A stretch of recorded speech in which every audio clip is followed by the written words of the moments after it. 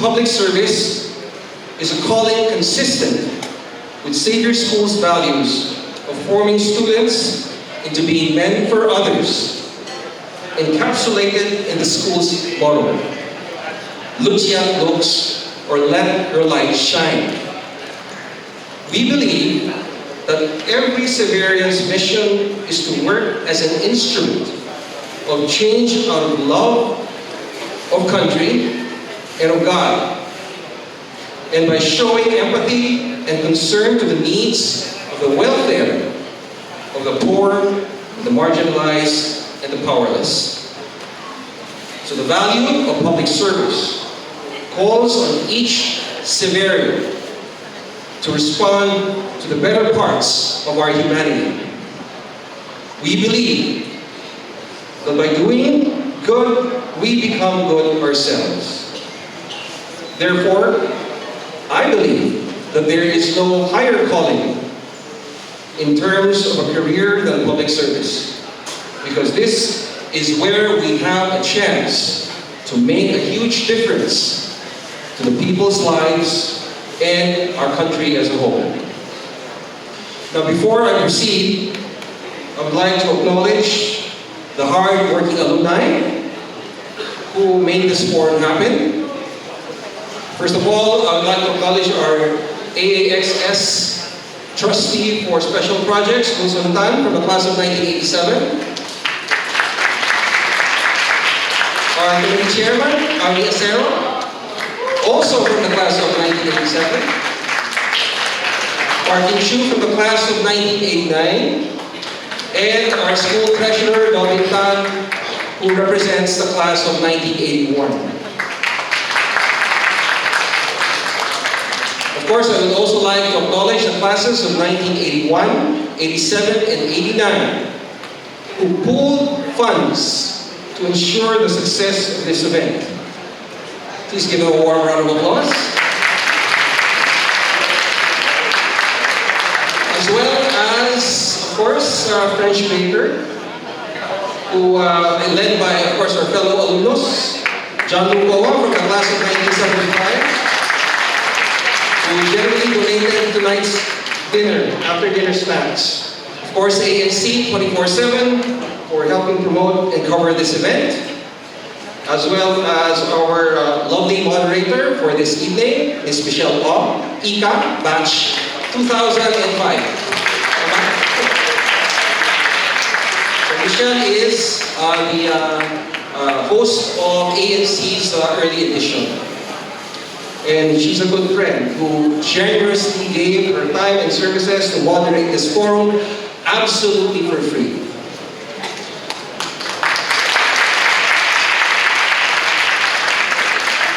Tonight, we are proud to present three of our most prominent Xaverians who have answered the call for public service as candidates in this year's senatorial elections. As I read through their personal and professional citations, 6 virtues repeatedly come into mind: conscience, competence, character, culture, compassion, and community. Individually, they have embodied the ideal Xavier alumnus profile: men fully alive, endowed with a passion for justice and the skills for development. Collectively, their histories have enriched us as Filipinos through their impressive track records of service. Each of them has helped make our country and the society we all share a better place for us all. I am fortunate to know all three of them personally, whether as friends or Facebook friends. So allow me, therefore, the honor of introducing these 3 exceptional stallions individually. So let me start from the people who are already here. First of all, let me start with,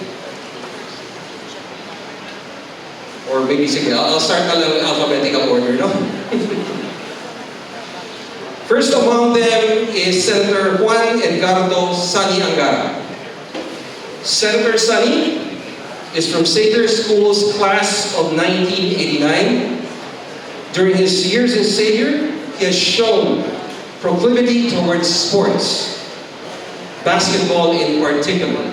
So as we speak, he is now playing with the Xavier School Basketball Alumni League.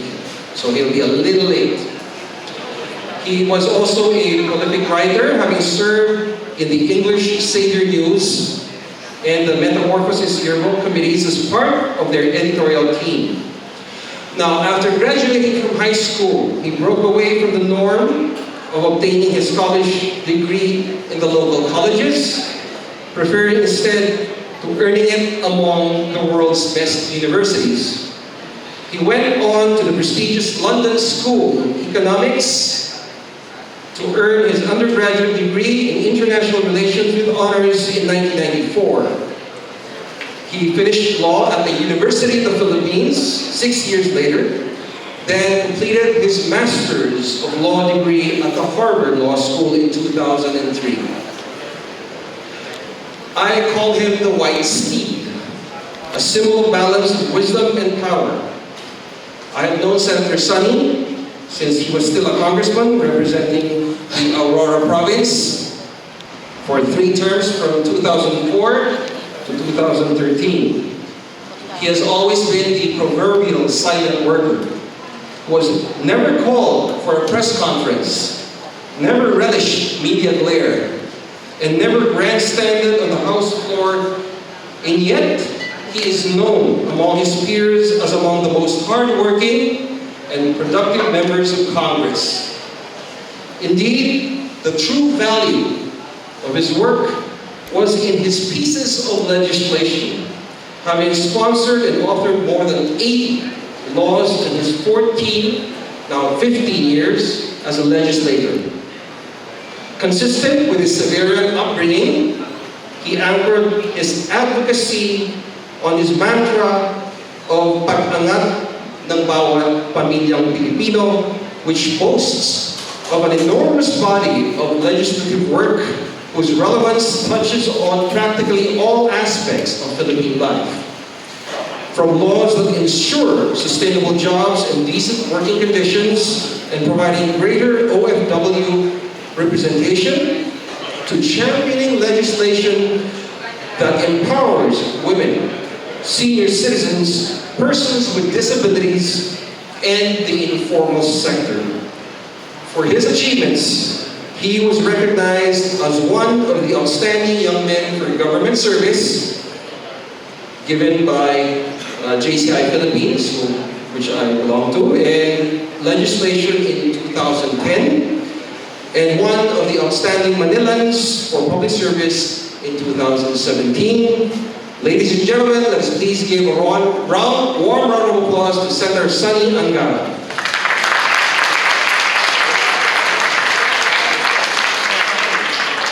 Next on our list is none other than Senator Joseph Victor G. Ejercito.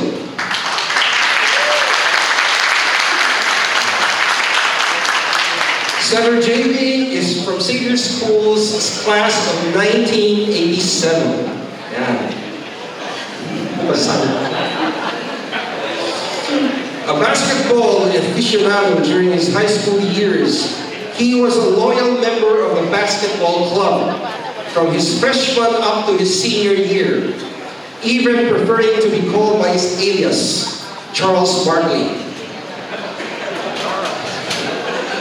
A profile of determination and grit and perseverance, he distinguished himself by ably completing his junior and senior years of high school in just 1 year.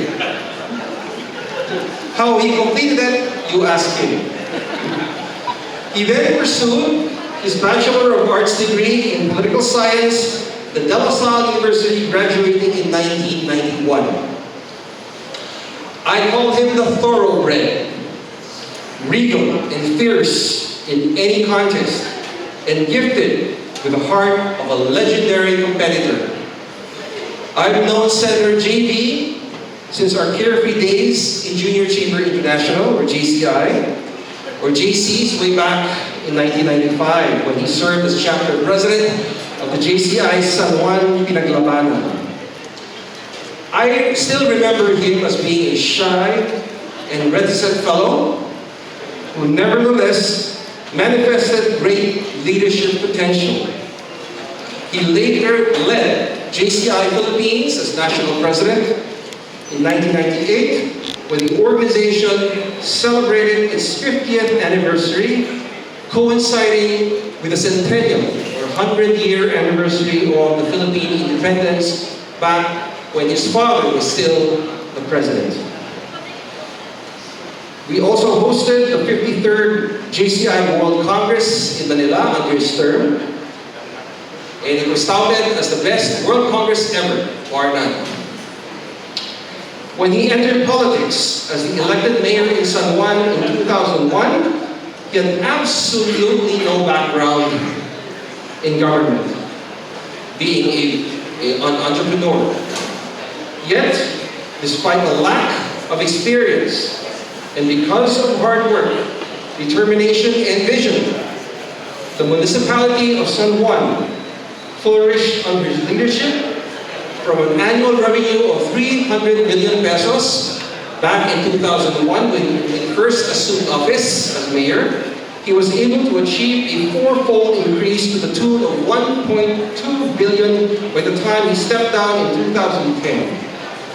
Because of the significant growth, San Juan was converted into a highly urbanized city in June of 2007 under his term as mayor. Of course, his accomplishments as mayor has garnered him several prestigious awards, among them the Outstanding Young Men or TOI Award for Public Service and Governance, again conferred by JCI Philippines in 2007. He later ran unopposed as representative for the Lone District of San Juan in 2010, having authored a whopping 149 bills and 18 House resolutions. He earned himself the distinction of being one of the most prolific lawmakers in the 15th Congress. As senator, he was able to legislate landmark reforms in road safety, universal health care, job generation, and youth welfare. Likewise, he is now pushing for the enactment of the Kasambahay. He pushed for the enactment of the Kasambahay law, as well as the high state subsidy for state colleges and universities. And currently, he is pushing for the enactment of the universal health care bill, which will definitely affect all of us.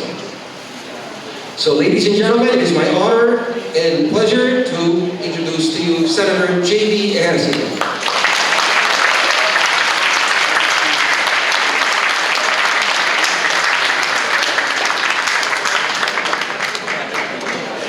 Just take your seat. Finally, we have Dr. Willie Ong. Doc Willie is from Xavier Schools. Welcome, Senator Sunny. Fresh from Nanalo.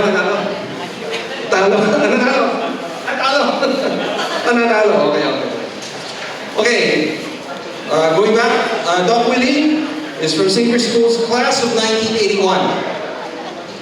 Now, unlike most cardiologists with a thriving practice going abroad, Doc Willie's advocacy as a physician is to promote public health, strengthen the local medical profession, and help educate and provide medical assistance to the poor.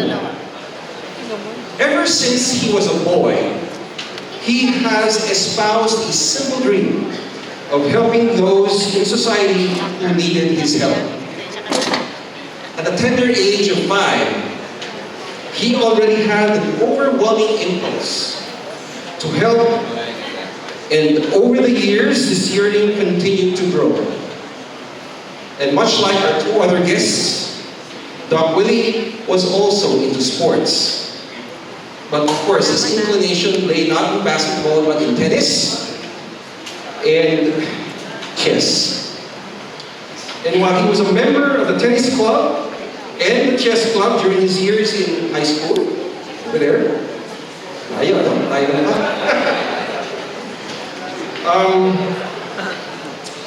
he also exhibited a facility in math and writing. At 70 years old, when his class had a time capsule wherein each member of the class put in a stainless container what each wanted to do in the future, he just wrote a few lines on a piece of paper. And these lines said, to help 1,000 people, maybe even millions. Still young as he was, he didn't know how to achieve it. But he had the heart. And he had a solid lead to become a doctor, attending to the indigent patients and all those who don't have access to adequate health care. He was able to pursue his lifelong dream with much zest and fervor. He obtained his medical degree from the De La Salle College of Medicine in Cavite, graduating in 1992.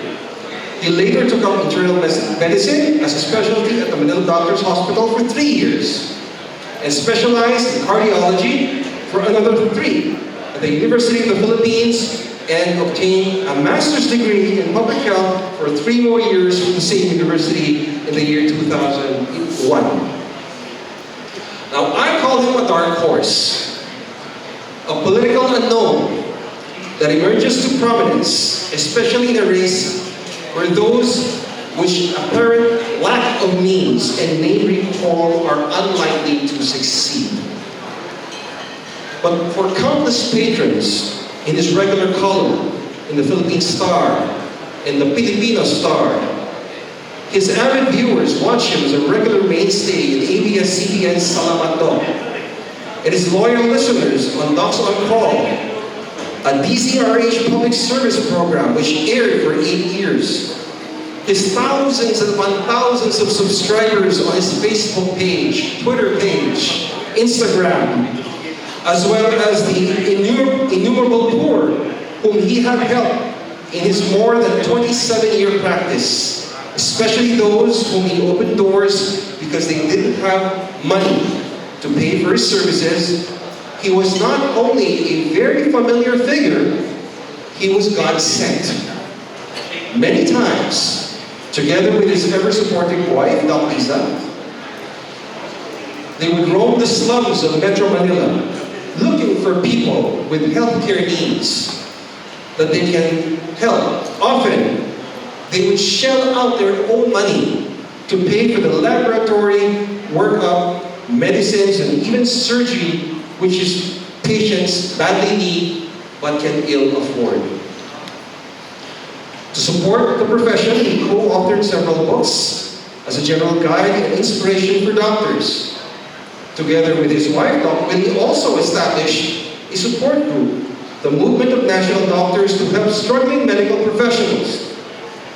A lasting legacy is the Kotek Medical Museum, a repository of photographs, books, and journals sourced from all over the world that document the history and notable achievements of the medical profession in the Philippines. So for all what he has done, he has received several citations and recognition from various award-giving bodies, among them a presidential award from the Philippine College of Physicians, where they bestowed upon him the same recognition twice, in 2003 and 2005. That same body gave him the Distinguished Fellow Award in 2004. In 2006, the Manila Times and the Kaisa para sa Kaunlaran recognized him as the Dr. Jose Rizal Awardee for Excellence in Medicine. The following year, the Department of Health and JCI Senate Philippines conferred on him the Outstanding Filipino Physician or the TOFP Award. And Doc Willie may not remember it now, but it was through the TOFP that I got to know him more intimately in my capacity as TOFP co-chairman in the awards committee at that time.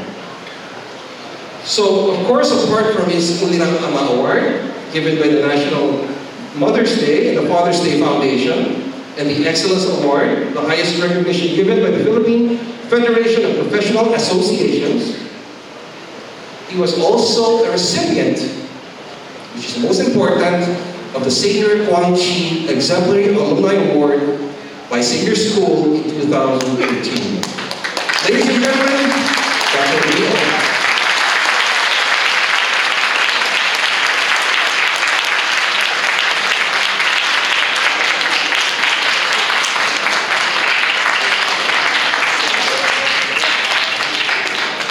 To these three outstanding young Xaverian achievers, your citations, though varied in backgrounds and professions, have one thing in common.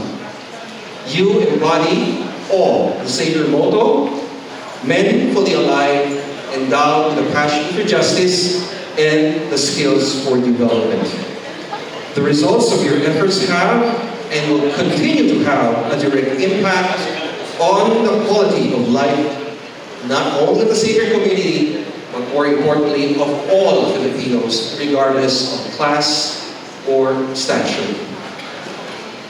Whatever the outcome of these elections this coming May 13, I already salute these three senatorial aspirants because to them accrues the greater segment of the nation's hope for survival and advancement, because they have invested with a greater potentials for skills and talents that our nation direly needs.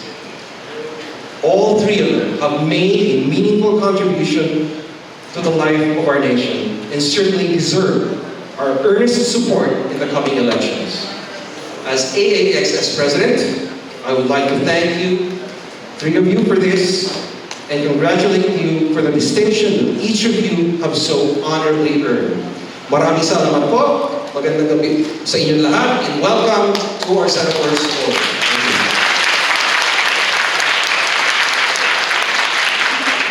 I would now like to call on stage our lovely, alluring host for this evening, Ms. Michelle Ong from ANC.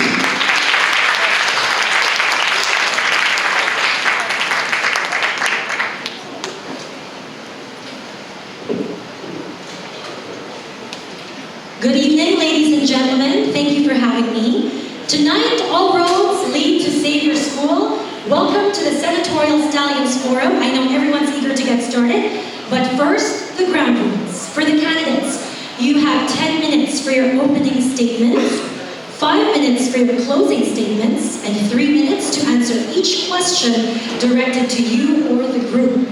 Opening and closing statements will be done in the following order based on age. Dr. Willie Ong, we start with you, followed by Senator Xavier, and then Senator Sunny Angara. Our official timekeeper is sitting in the front row. Please stand up, wave and say hello. Our timekeeper? Okay, I will be the timekeeper this evening. I will give you the last 30 seconds and 15 seconds countdown left on your time. Please be conscious, we will be very strict. As for the audience, may we request everyone to please turn off your phones or put them on silent mode. This is a friendly forum. Our objective is to get to know the candidates a little bit better. More than personality, more than name recall, what is their platform? What agenda will they push in the Senate? May we request that you treat all candidates fairly and with respect. Also, please remain quiet throughout the forum. We suggest no clapping or cheering, but you may show your support and clap for the candidates after each one has finished his closing statement at the end of the program. As you may have noticed, no campaign literature or signs were allowed in the venue. You are encouraged to submit questions for the candidates provided. We're providing index cards, they will go around, but we'll also open the floor to questions in the middle of the program. At the end of the formal forum, light snacks will be served. We'd like to thank our sponsor again, French Baker, for the light snacks. A round of applause. I'm sure the candidates will be more willing to stick around to answer your follow-up questions. There, I think we're done with the House rules. We formally open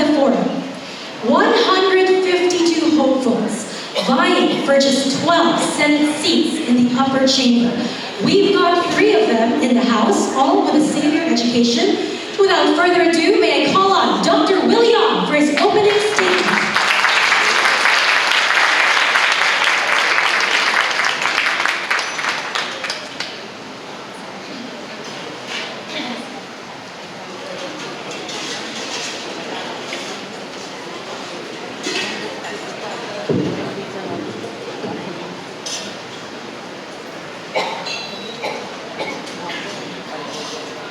Magandang gabi po. First of all, Senator JB, Senator Ngara, Reggie, all my classmates, batch 87, 89, 81, thank you very much.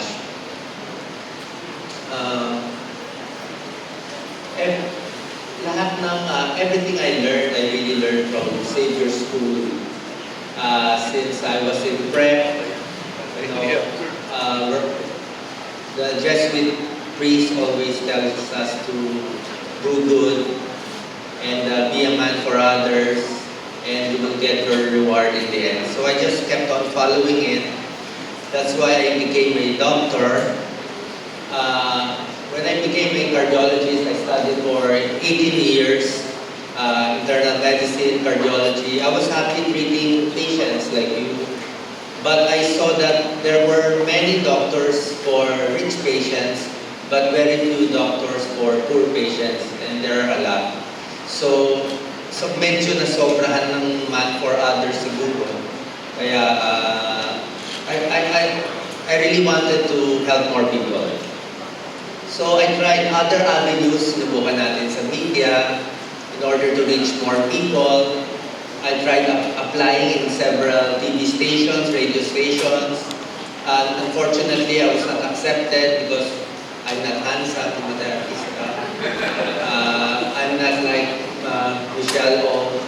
So I had no choice. I had to go to Facebook and YouTube. So I just gave health tips. I had around 5,000 articles. I wrote 5,000 articles in the span of 16 years.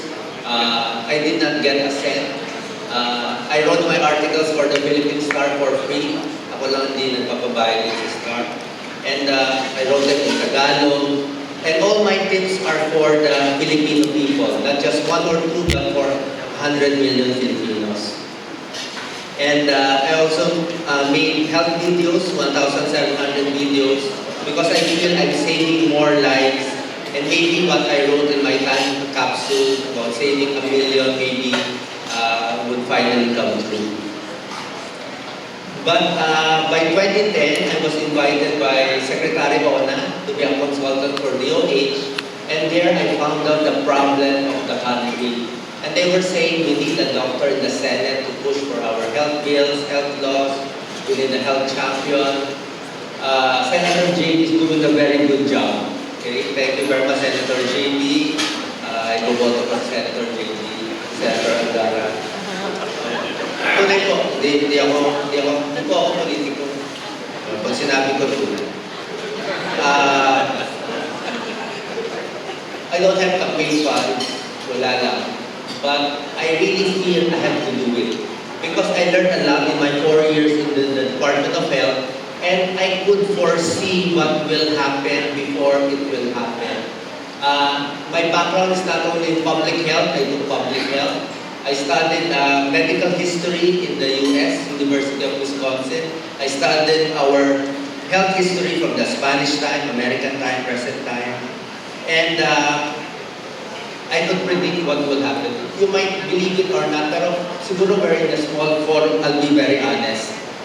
In January 2016, Senator JB, Senator Angara, nakita ko na po yung problema sa deduction.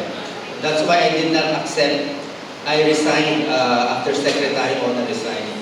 I saw there was a problem. And on January 2016, I was the one, Senator JB, who called Tony Dance and Tony Liacho. They had no idea about this. Ako una nagtawag sa kanila. Sabi ko, there's something wrong with this vaccine. So, that's why they started it.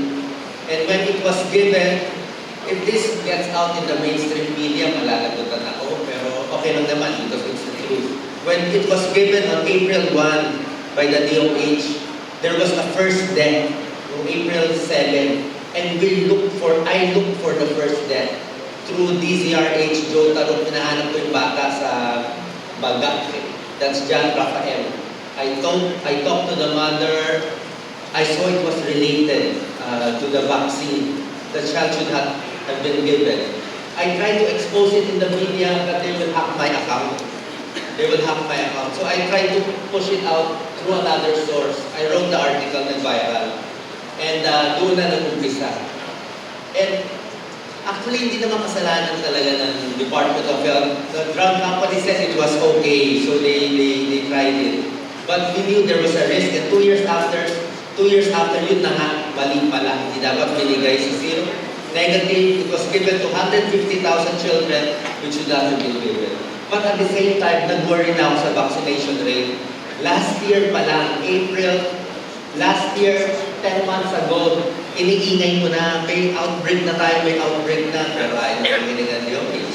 So, noong ko pa sinasabi may outbreak na yan, the outbreak was last year. And only this year, nagka-issue, iniinit-init ko pa rin, at yun na nangyari. So I could foresee what was happening. We might be late. I could have saved 2,000 lives. I could not do anything in Friday kahit ako tumalon. So today, sabi ko, wala akong magagawa, pero tingnan nyo naman mga headline natin. Measles outbreak today. Inquirer, type action.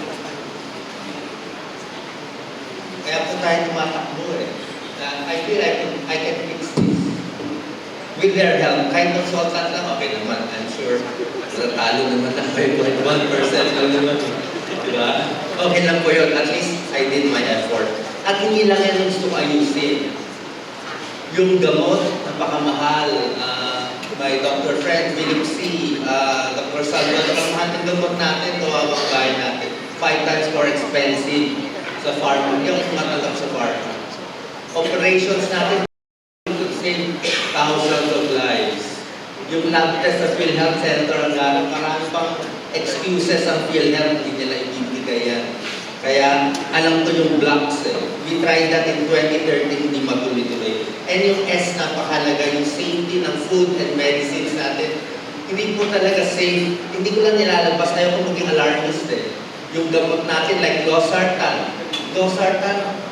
May cancer causing properties na, check nyo sa Google. May ibang batch na nakapasok na hindi lang iniingay. Gusto ko bantayan eh. The DOH said, baka nakapasok, baka hindi. Paano ito kubayan natin? Diba? Yung food natin, safe ba tayo? Vegetables natin, di ba? May fertilizer, may pesticide, chicken natin, may antibiotics. May konting relation eh. Hinahanap ko yung correct way.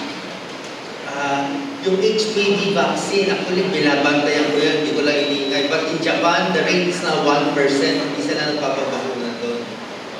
And DOH is spending 1 billion for that. So, okay pa rin yan. Ayaw kong takot yung tao, pero gusto ko na magbantayan ang DOH, ang FDA, talagang hina-hina, para mauna. Last 2 na lang, yung mga cell sites. Safe, not safe, alam ko yun eh. So, medyo safe pa, pero depende sa lakas. To protect us and to protect you, to give the right judgment. Lastly, baka tatawanan niyo ako, pero yung nuclear radiation, inaaral ko na yan. One day we need that. We need to buy potassium iodide. Pag sumabog ang nuclear bomb dyan, iinom ka na ng potassium iodide. Kundi wipe out tayo. Sa ibang countries, meron na silang potassium iodide, may nuclear shelter, meron na silang radiation emergency. Lahat sila sa Japan, Korea, Australia, meron na ready na yung mga tao. Tayo kung naka-nuclear bomb, wala, wipe out. Ang ibis na ng mga bahay natin. We need to practice that early and buy the supplies early to protect our people. Ito po yung expertise na may bibigay ko. Hindi ko makasagot yung mga tanongin siya.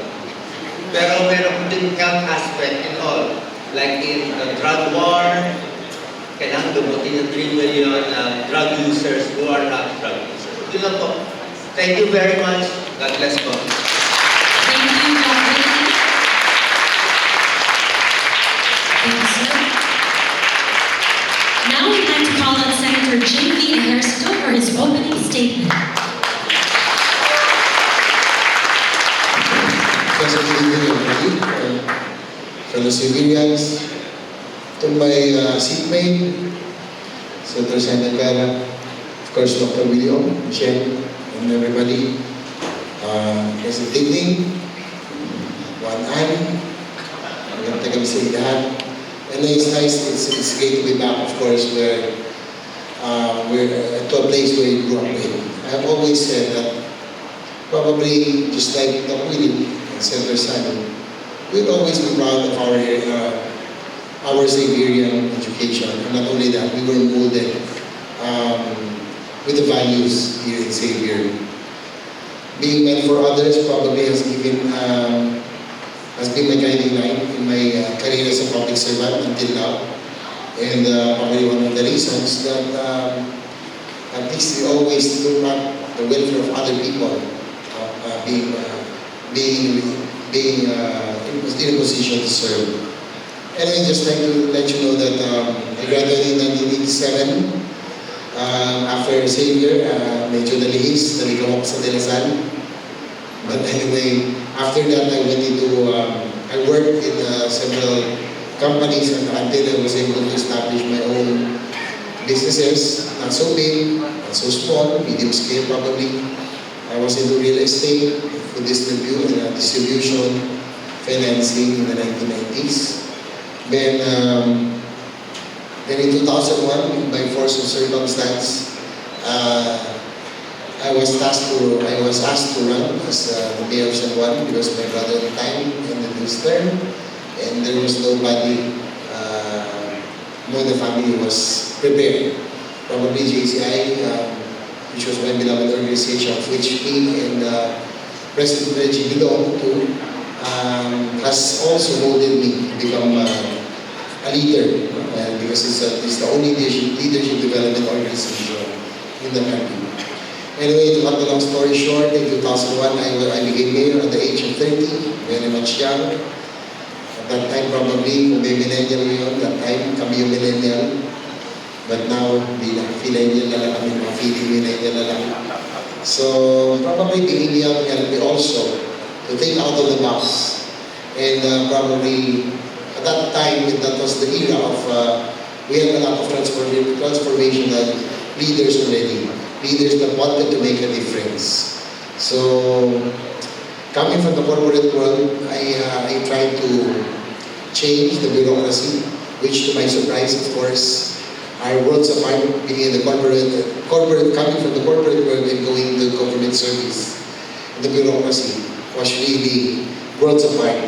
So I tried to apply my experience in the corporate world in the government service. At first, it was met with resistance, definitely, because people, in the corporate world, for every peso that you spend, you expect the same amount of service. And when I entered government service, it was completely different. So we have to embark on the values formation, embark on an ambitious reformation program, and the automation program, the computerization program. Because it was already year 2001, and that year of computer age already, but the systems in the municipal hall at the time was not yet computerized. So we embarked on an ambitious automation program, and then we ended in, as mentioned in the earlier introduction, we started with an income of 300 million for San Juan. By Metro Manila standards, that is very small because at that time, all the PCDC were already in the billions. So to cut the long story short, after the ambitious automation, reformation that we did, we were able to add 100 million every year to the coffers of the city, which ended by the time ended in 2010, we were able to quadruple our income without any support from the national government. So at least from 300 million, we ended with 1.2 billion. And of all the things or recognitions or awards that I'll be proud of is probably nothing comes close to being able to uplift the living conditions of your people. The distinction that I am really proud of is that San Juan, as a local government, has the lowest poverty incidence during my time. All over the country, we have the lowest poverty incidence of less than 2%, 2 or 3%, I can't remember. So, sabi ko nga, para masabing ikaw ay successful na public servant, you have to make a difference and uplift the living conditions of your people. So probably that is the biggest testament that we were able to uplift the living conditions of my constituents. And then carrying on, I was given the chance to become the representative of the city of San Juan after my term. And during that time, I was able to pass a landmark bill, kasambahay law, in Congress. And, but I didn't stay long there. After 3 years, I saw the opportunity and I ran for the Senate. And luckily, together with Senator Sunny, we both won in 2013. My promise, I can still remember my campaign promise. Gusto ko guminhawa ang buhay ng bawat Pilipino during that time. And being able to pass recently significant measures in the Senate, notably the 2 landmark bills that have passed recently, the Universal Healthcare Program and the creation of the Department of Human Settlements, is a fulfillment, I would say, of that campaign promise. So whatever happens, politics now is so unpredictable, and whatever happens, at least I was able to deliver, and I was able to fulfill that promise to the Filipino people who gave me the trust and confidence. Anyway, this is a very challenging period in my life. No? It's probably the first time in history that 2 brothers will be studying it out for a Senate seat. It will definitely affect my chances of winning, but nonetheless, I am still confident that with my performance, being able to deliver with the significant measures, having been able to pass 2 landmark bills, and more importantly, that the trust and confidence that was bestowed upon me, I really value that, because I'm quite proud that after 18 years of being in public service, until now, I would say my name is embellished. No issues of corruption, no issues of scams or scandals. I have kept my name clean. And I value probably I will attribute this probably to I was molded the right way, the Xavier way. And I hope that to continue this legacy. Hopefully I'll be given another chance to be able to serve this country. Whatever happens, I'll be so grateful already that I was given this opportunity to serve. But I know that I can do a lot more in serving this country.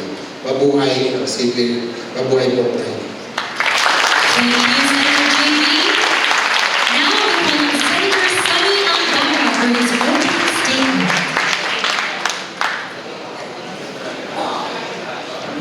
Many of you might be amused by my outfit. I apologize. First, let me greet everyone. Good evening. My colleagues, future Senator Xavier, future Senator Doc Willie Hong, Michelle, good evening. To my batchmate, who is now the president of Xavier, Father Harry, Xavierians, Xavierian parents, Xavier family, particularly the members of batch 81, 87, and my own batch 89. Magandang gabi po sa inyo lahat. I'm not in shorts because I wanted to relive my grade school days.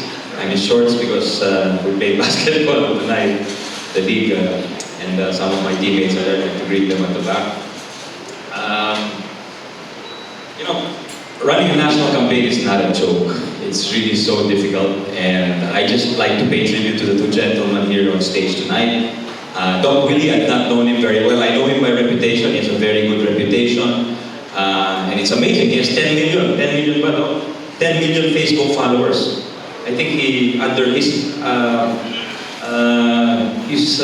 underplaying his good looks because those 10 million must have seen something in him. No, I think he really gives good advice. And JB, I sit next to every day in Senate sessions, and I am witness to how hardworking this gentleman is. As chairman of the Committee on Health, chairman of the Committee on Housing and Urban Development, he has led so many landmark bills, and we've collaborated on some of them. I think the first one that deserves mention is the Universal Healthcare Law, which is now on the desk of the President. My father was the author of the original PhilHealth Law back in 1994, and his vision up to this day has not been realized, which is to have universal healthcare where every Filipino, it's like kind of like Canada or the UK, you have your health service and your out-of-pocket expense for health expenses is a minimal, maybe 10, 15, 20%. Here in the Philippines, you spend 55% of out-of-pocket expenses. It's probably the biggest in Southeast Asia. In Thailand, I think they only spend 10%. So that's how behind we are in our healthcare. And we did the AIDS law, the cancer law, the rare disease law, the Mental Health Act, that's getting to be a serious problem now, tied in with bullying. I was one of the authors of the Anti-Bullying Act back then. And so I think one thing we have in common, all three of us here, is that we're big health advocates. And in a country like the Philippines, where 6 out of 10 Filipinos die without having seen a doctor at least once in their life, Filipinos deserve a better healthcare system. And I think that's what unites us here. We're fighting for a better healthcare system for our countrymen. And I think because of our experience, where we are what we are because of our Xavierian education. I spent 13 years here, from 1977 to 1989. Memorable, some of the really best years of my life. So, I owe it to pay it back not just to Xavier, but to our less fortunate countrymen.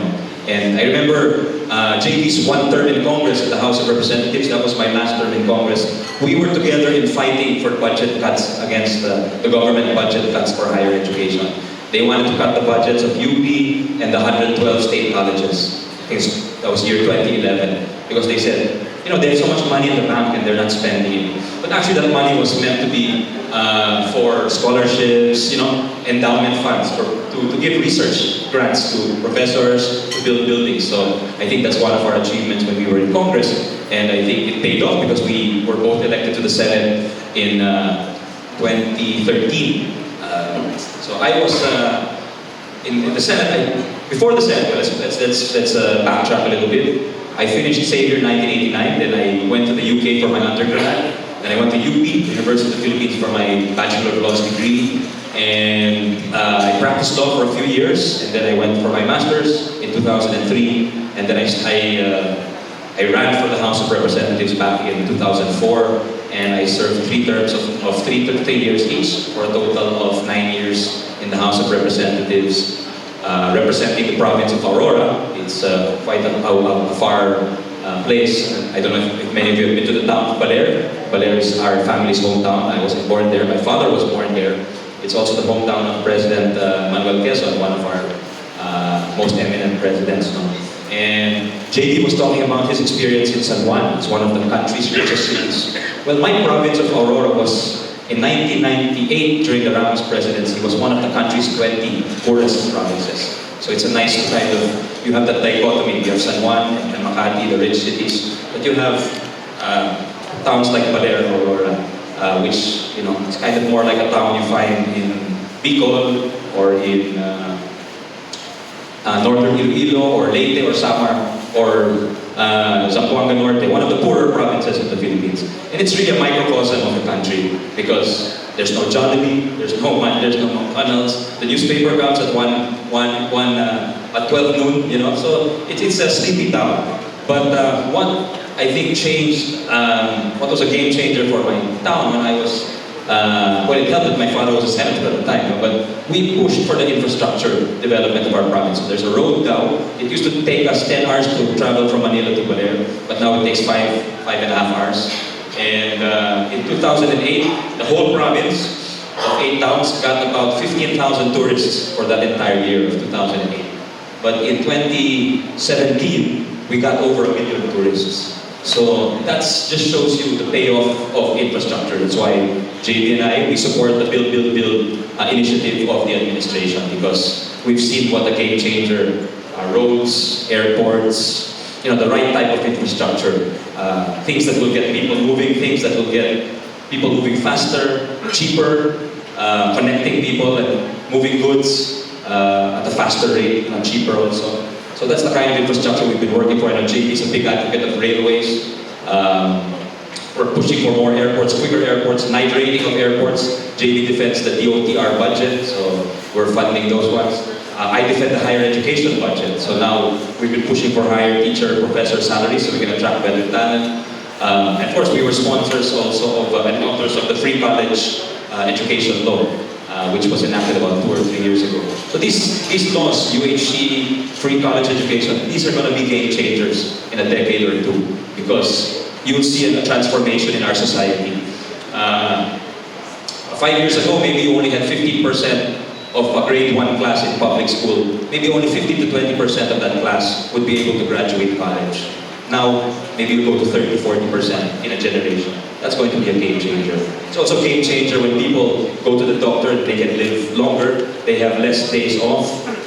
So I think these are education and health, those are top of our agenda. But also, I think we're of a certain pro-business stance. I mentioned that because I figure many of you here are entrepreneurs and we've tried to tweak the tax system. We've raised the 13th month bonus. So that's a bonus for you because you have employees. And we've given them a bonus without taking it from your pocket. We've taken it from the government. The 13th month exemption used to be 30,000. We passed a law to make it 90,000. So if you give a bonus of 90,000, there's no tax on that. The deductions and exemption for everyone. It used to be, the old tax law used to be that you could deduct 25,000 for every dependent, every child you have. And I think it's 50,000 for your spouse. So lugit yung wala pang asawa at wala pang anak. They cannot deduct. But what we did is, so the total is, you can deduct, you used to be able to deduct up to a total of 4 children and 1 spouse. So that's 150,000. But assuming you have those kids and you have that wife, or husband. But ngayon, ginawa namin 250,000. Basta 250,000 pababa, may anak ka, wala kang anak, that's exempt. The government cannot touch that income. So that's also going to be a game changer. And there's going to be another tax cut in 2023. So the old reality of where you had regular people on their first job, call center agents making 20,000 a month, nurses, policemen making 18,000 a month. That's the starting salary for a policeman, PO1. For a soldier, that's also the starting salary, 18,000. They used to pay 15% of that salary. Believe me, walang naiiwan doon between after deducting income tax, after deducting PhilHealth, Pag-ibig, SSS, GSIS, wala nang naiiwan doon. There's nothing to bring home. It's a few thousand pesos. So I think that's also going to be a game changer. We'll have a bigger middle class in the coming years, better purchasing power for the goods that you produce.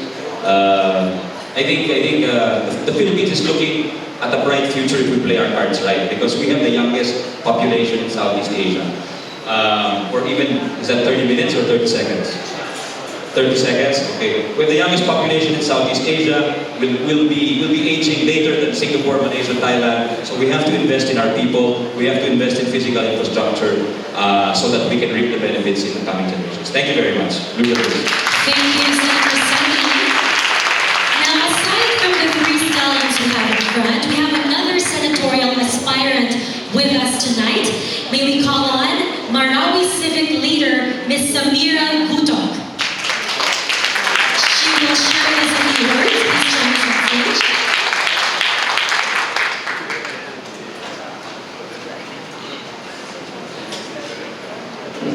Senator JB, Senator Angara, friends in the JC community, Sir Doc Lily. I'd just like to say hi to the Xavier community because I'm a usual partner in the DevCom Congress in Cagayan de Oro, Xavier University, in the Development Communication Community.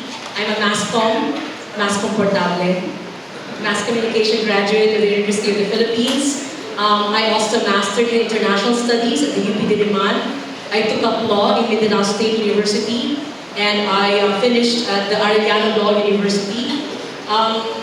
I just wanted to say, because I'm given only a minute or so to introduce myself, I come from the poorest of the poor in that part of the country where we in Luzon, where we in Visayas can only imagine that this part of the country is where reproductive health is at the lowest.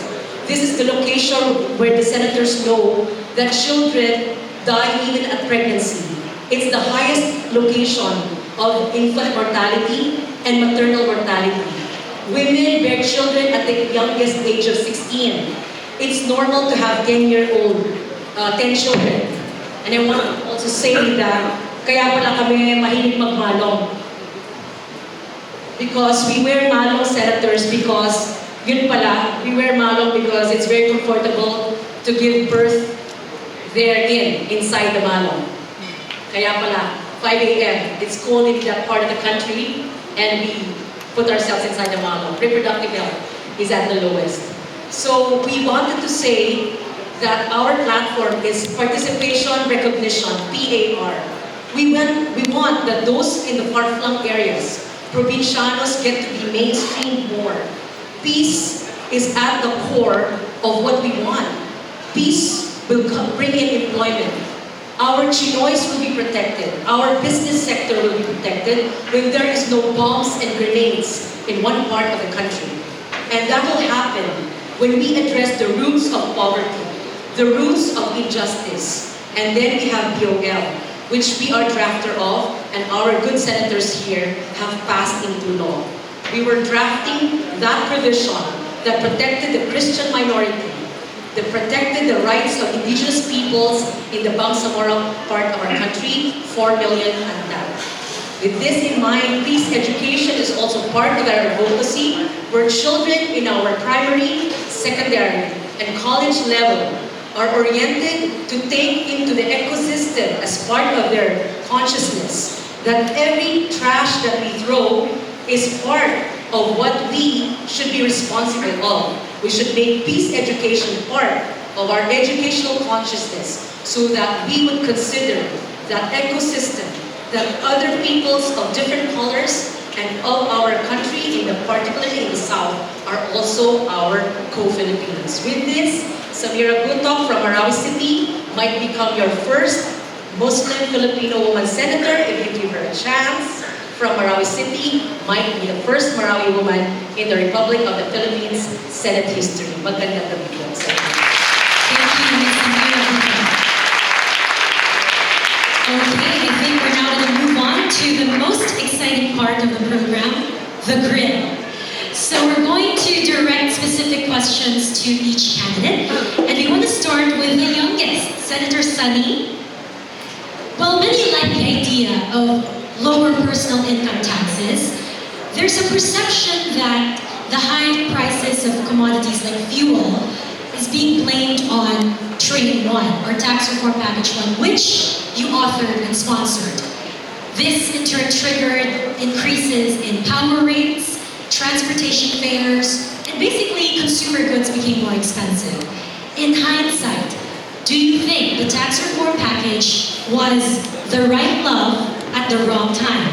And second question, what do you say to people who now think you are the president's new tax man? 3 minutes. Okay. Right love at the wrong time, very much. Okay. I think it's a good law, but I think we mispredicted, or there's no such word, no, but we were wrong in our prediction of the inflation. We thought the price of, it's very tricky to predict the price of gasoline and diesel. So in the first year, the DOF actually wanted a 6 peso increase or excise tax on petroleum products. But we in the Senate thought that it might be too much, so we made it 250 for the first year. And then you saw, I think starting mid-year up to the end of the year, the inflation went from 3-point-something% up to as high as 6.9%. So that's when people really felt the pinch. And so they blamed it on Train, but Train only added 250 pesos to the price of petroleum. And because of world events, the price of petroleum went as high as maybe 12 to 15 pesos additional. So I think that we should put that in perspective, 250. Of course, there's some multiplier effect with respect to transportation of goods and everything. But I don't think you can fully blame it on Train, maybe partially only. But having said that, our infrastructure spending has been static. It's 3%, and here's a chance to actually leapfrog our growth. And one generation has to take that pain and build You know, so who's going to do it? Are we going to kick the can down the road and say, you do it, we won't swallow the bitter pill. Someone has to swallow the bitter pill so that the next generation can enjoy a better life and have better jobs, enjoy better investments. I think that should be our generation. Senator, what do you say to people who think you are the president's new taxman? No, that's Sani Dominguez and Carl Chuba, who's also a Xavier graduate. Okay, so one of the other things that additional revenues generated from the tax packages supposed to fund would be the universal health care, which Senator JV authored, is now waiting for the president's signature. Senator JV, how exactly will ordinary Filipinos feel this? And more importantly, is this economically viable? Well, as the name suggests, it's giving universal health, it's giving access to good quality healthcare for all Filipinos. Basically, what we want to do after this, the president signs this, every Filipino will now be automatically covered by the national health insurance of Philippines. At present, it's at 85-90% coverage. So once enacted, this will become 100% coverage. As mentioned by Senator Sani earlier, we have one of the highest out-of-pocket expenses in the world of 55% of the expenses of healthcare, hospital needs comes from out-of-pocket. Even if there's criminal pieces of accord and everything, it's still 55%. So we are trying to put it out at least to 30% as a start. And I think it will at least relieve the Filipinos of the burden. And likewise, you might think that it's an ambitious measure. Yes, it is. It's very ambitious. And how will we be able to fund it? We will use present appropriations of the Department of Health, PhilHealth, PCSO, Backward Charity funds, and put them all into one universal healthcare fund so that we will now have a more strategic distribution of assistance. So that's the idea. And we will strengthen the primary care and preventive side of the healthcare by including checkups and basic laboratory tests in the coverage of the national health insurance. Right now, Senator Sani is also working because we are collaborating because one key factors to the success of the universal healthcare program will be funding. At present, for the first 2 years, projections, I think we can survive with the present appropriations, but with the influx expected because there will be more patients, we might need additional funding later on. That's why Senator is very busy right now hearing tobacco, alcohol, or the same taxes as possible sources of revenue to fund the universal healthcare. Senator Sonny, you had a hearing yesterday on the excise on tobacco. What's the latest on that? Yes, we had 3 very long and contentious hearings. You know, it's a lot of stakeholders. You had the doctors, you had the farmers from the north. And, you know, it's very difficult to come up with a figure, to be honest. But I think at the end of the day, these taxes are very important to fund the needs of the people. And it will be a game changer. Universal healthcare will be a game changer because right now we have a curative model, meaning you have to get sick, you have to be hospitalized, you have to undergo an operation or a procedure before your healthcare will be subsidized by the government. How are we going to encourage healthy lifestyles if we wait till people get sick until we help them out? So as mentioned by Senator JV, we need to encourage people to see a doctor. They shouldn't be afraid. Hindi dapat sila matakot magpatingin sa doktor. Hindi dapat sila takot magpakonsulta. So there's that funding gap, but at the moment we're trying to look also not just at the revenue side, but on the expenditure side. Because I think it was alluded to by Doc Willie earlier, there's a lot of inefficient spending also on the part of PhilHealth. The doctors were telling me, someone gets a cold, PhilHealth releases 15,000 pesos right away, which is the allotment for pneumonia. We found out yesterday in our hearing on alcohol, cirrhosis gets the same amount, 15,000 also. So why is a person with cirrhosis who's having one of his organs failing getting the same amount or subsidized as someone who went to the doctor to get a cough, who has a cough or a cold, you know. These are the things we have to look at. It's not just a matter of saying, give us the money, you know. I've been in government 15 years, and I tell you, a lot of these agencies want to build their own empires. They want to build their own empires, and perpetually every year, they're coming to Congress and saying, give us more money. So that's something we have to keep an eye on.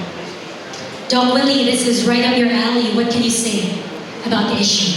What do you think will be the critical parts of health coverage for Filipinos? I would like to be very honest. I've been a doctor for a long time and looked at all the health bills.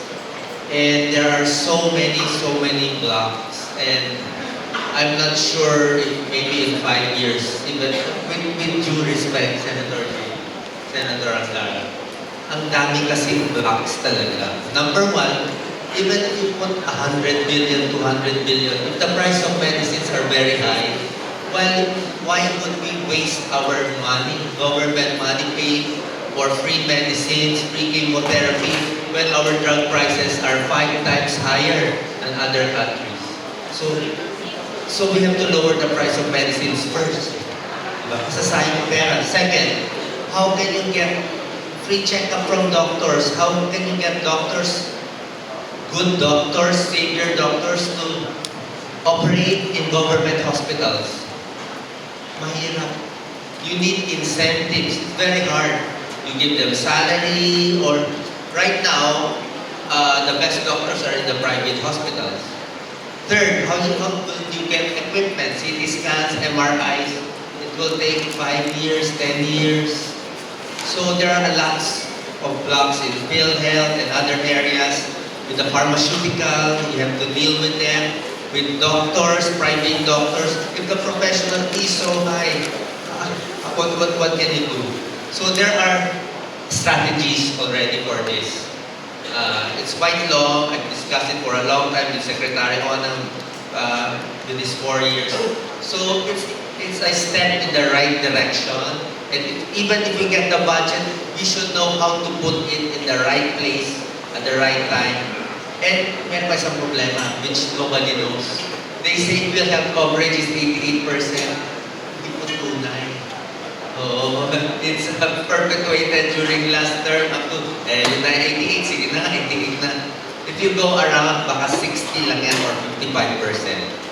So if you don't have the right number, wala. Why did they say 88? 88% is included those who pay but are not covered right now. For example, you paid your PhilHealth last year. Covered ka 88, but you cannot use it. Those who can use it, maybe 55% or 60%. So malayo-malayo pa.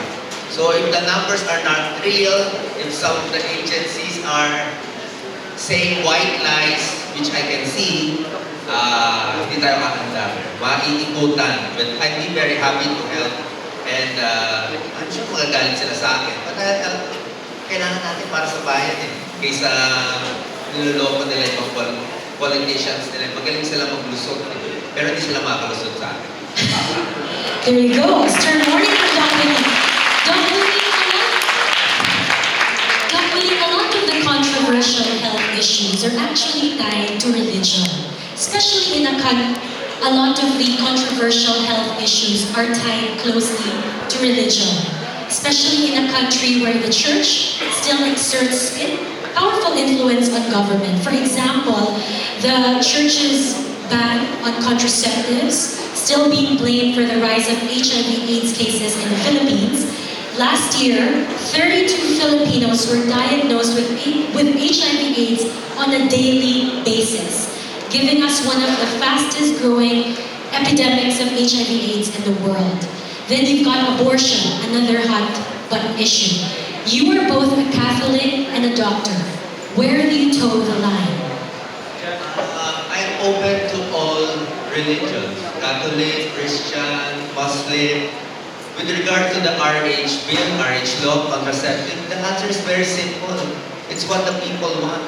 If they want free pills, free contraception, it depends on their beliefs. I think we should give it to them. And that's what they want.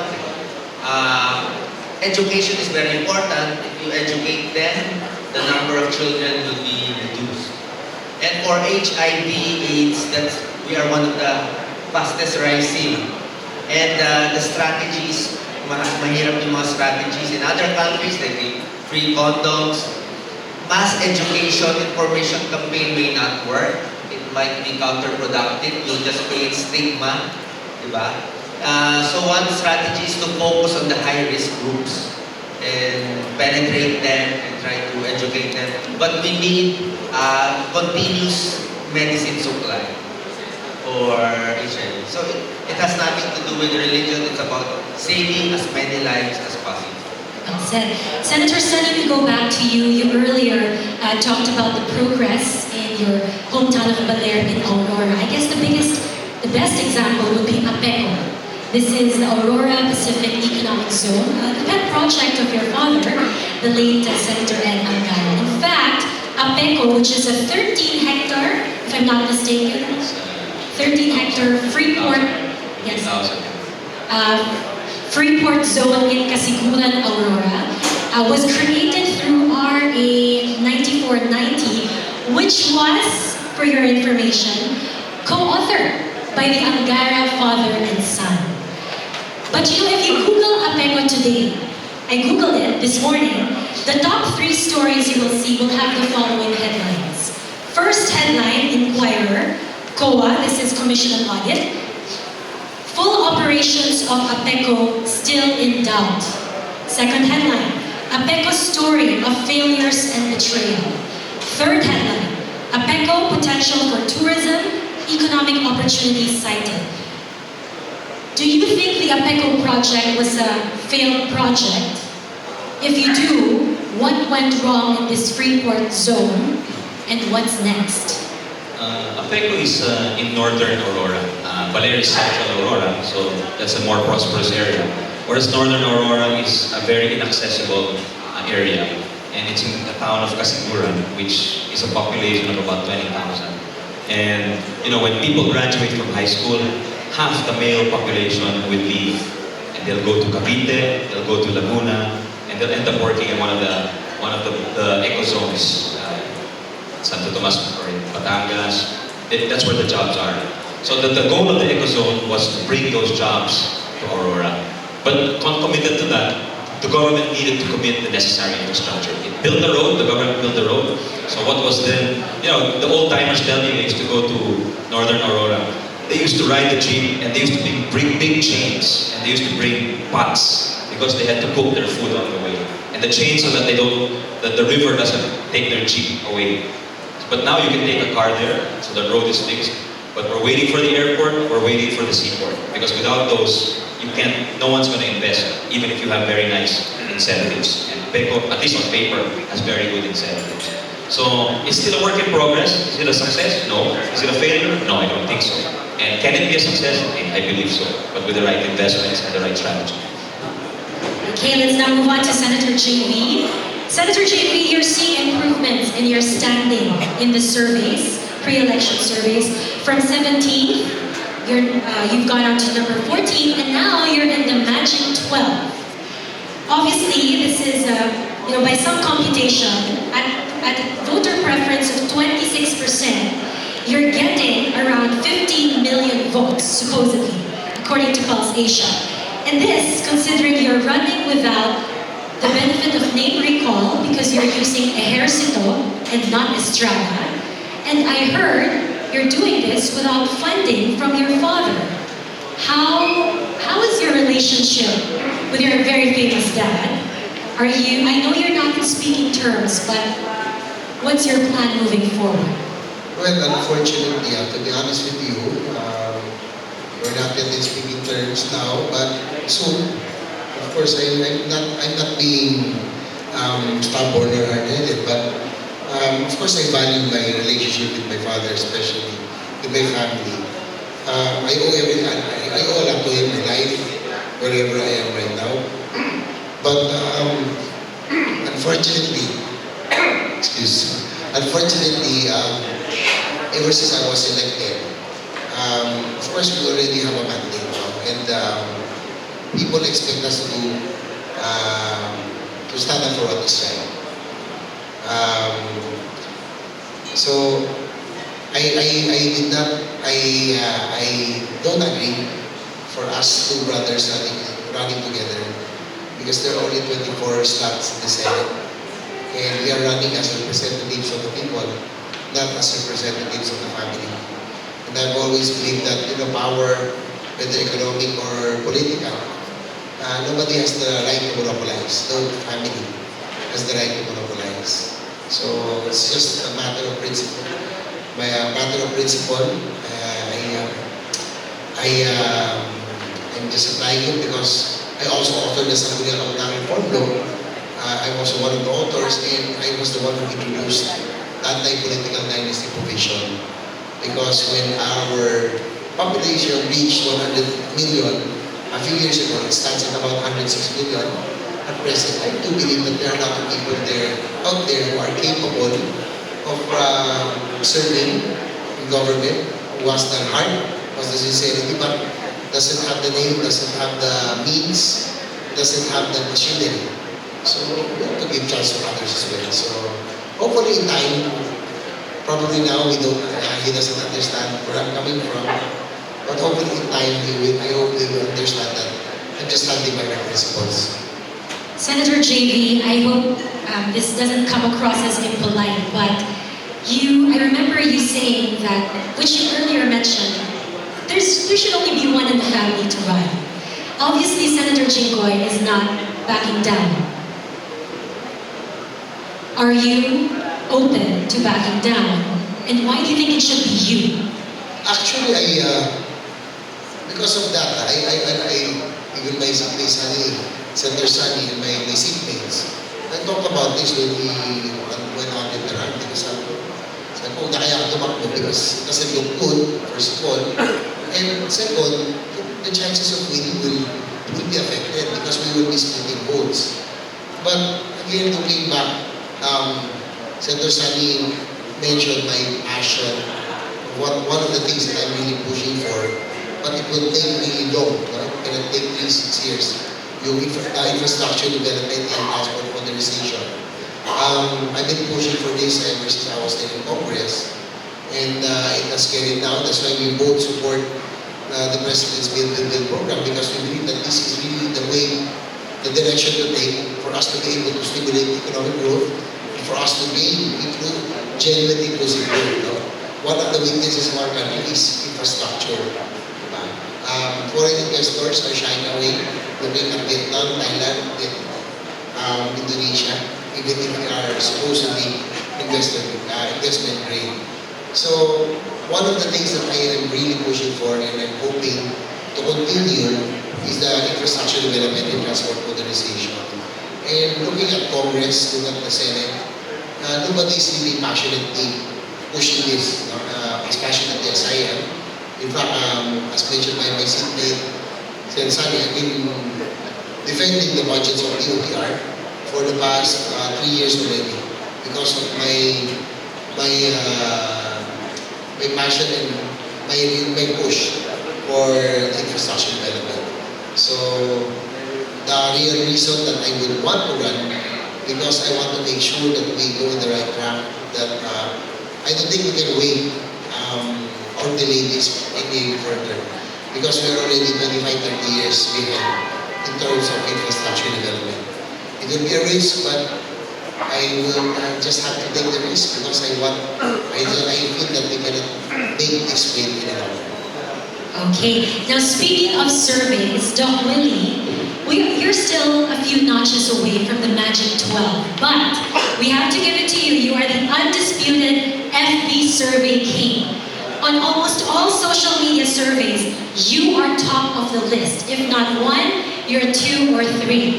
In fact, it's no wonder because you have 9.5 million followers on Facebook, 1 million subscribers of his YouTube channel, 9,300 followers on Twitter.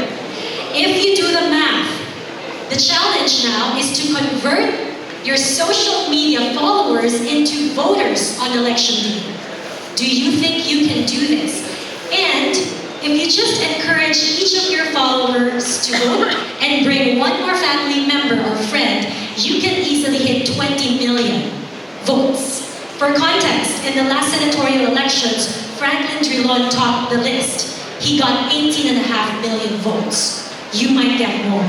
Do you think you can convert this social media following to votes? My answer is no. Why not? You can. It's not that easy, and I don't want to convert them into votes. I just want to help people. If they like me, they vote for me. Otherwise, they won't. I don't feel like turning them into armies and everything. I'm not asking for any campaign donations, no nothing. I'll just do it on my own. I need to really need social media. You also need mainstream media. So I'm going around and guesting in all the mainstream media. And yun lang po, tulong lang. And even my survey is low in Pulse and SWS. In one Facebook survey, I had 130,000 votes. And the one leading in the survey only had 10,000 votes. So that's surprising. Anyway, but I don't think I'll be honest, I don't think I'm gonna win. But I'll do my best because I'm not doing this for myself. There's no advantage for a Chinoy to run. There's no advantage. Your stallion will be affected, your family will be affected, there's no politician in my family, you will get bashed. There's no upside, your health will be at risk, but at least I can sleep well because I'm doing something for the thousands of patients I'm seeing who are begging me to help them. Having 10 million followers is not really a blessing, it's a burden. Because if I did not have that following, I'll just sleep, just kain tayo sa Wilson Street. Diba? Mga say, Beben, papakainin mo. So, pwede na yun, but now with 10 million, parang I have to do this and keep on. Because I know how to fix, I know how to fix the healthcare in this country. And I want to do it cleanly and at least save more lives. Maybe save 10 million more lives. And protect you all. I'm not asking for any vote. Gusto ko lang safe yung pagkain nyo, safe yung gamot nyo, safe yung bakunan nyo. Gusto ko i-check kasi wala akong tiwala doon sa mga mga tao natin. Kasi hindi talaga pure eh. Diba? Kaya gusto ko lang ma-check in a nice way without getting shut down. I'll need their advice on how to do it without offending too many people. Salamat. Doc Willie, you never know. You are, after all, the dark horse. You never know. You might just pull out a surprise. Okay. Senator Sally, Senator JV, you enjoy the good graces of the President. In several occasions, he has personally said, kandidato ko si JV. Kandidato ko rin si Sana. How hard is it to be friends or to be in the good graces of a powerful, tough-talking, and very popular president who speaks his mind and sometimes gives you the impression he's the kind of my way or the highway politician? How hard is it? It's not that hard. I think in a midterm election, it's an advantage to be endorsed by the president because you have usually in the midterm, the president is very popular, and if you have the government agencies helping you out, that's a big help. I think so. It's not that hard. Well, I share the same, and likewise, to be given the trust and confidence given the president. Of course, we're honored to be given the trust. That means he believes that we have performed well, we have contributed, and more than anything, because one of his trusts, aside from war against drugs, aside from peace and order, is graft corruption, war against graft corruption. That means that Sen Sani and I, he believes that we have a clean track record for him to endorse us. So that means a lot. Okay, let me rephrase the question. Is there pressure to keep silent on certain issues, controversial issues about the president? Let's talk about the bloody drug war. 3 years on, the bodies are piling up. Extrajudicial killings. There's no pressure. president has never called us out to say, don't vote for this issue, vote for that issue. Never. He's never picked up the phone and called us out to say, this is what I want. Never. And we have actually spoken out in the past. When Kian and Caloocan got killed, that was clearly extrajudicial killing. So we spoke out when that happened. Of course, we can't keep track of all the cases, no? And it's really a touchy issue because there are those among in our country who want orderly communities. But where do it's a question in most Asian countries, where is the balance lie between having an orderly community and enforcing individual human rights? Community rights versus human rights. It's always a big debate. Well, I would agree that we never feel any pressure from the president. In case he is requesting for a measure, we'll tell us it's up to you. In the end, it's up to you. Even train, whatever bills that was asked of by the administration. So yun nasa sa inyo. And we're able, Sunny and I, we're able to talk on different some issues that are contrary and that are not right. For example, West Philippine Seas, we're able to speak our mind that we are not, I am able to speak my mind that I'm not in favor of the bullying of China. And that's contrary to the President's position. So I think he gives us the leeway and he respects our positions on different matters.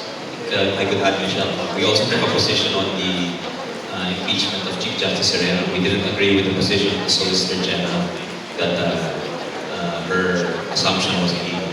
We signed the resolution to that. Doc Willie, from an outsider's perspective, do you think there's enough accountability on the president for what's happening? For example, the extrajudicial killings, the drug war. I look at the drug war in a different aspect. It's a health issue for us. There's a movement worldwide right now to decriminalize the use of drugs. It's done in Portugal, and in many countries in Canada, there's a 3-year plan to decriminalize. So I'm looking at the 3 million drug users. 98% are just ordinary users who want to lose weight, who want to work more, and we should treat them. Right now, the numbers are not decreasing. All my other doctor friends are the ones handling the drug rehab, and they say the relapse rate is very high, 95%. Why? We don't have enough psychologists, psychiatrists, medicines. So there's something wrong with the treatment.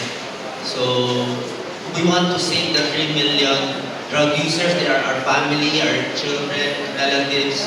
So in the focus, I will not be offending the president. I'll offer this as a plan B if your plan A does not work. Interesting.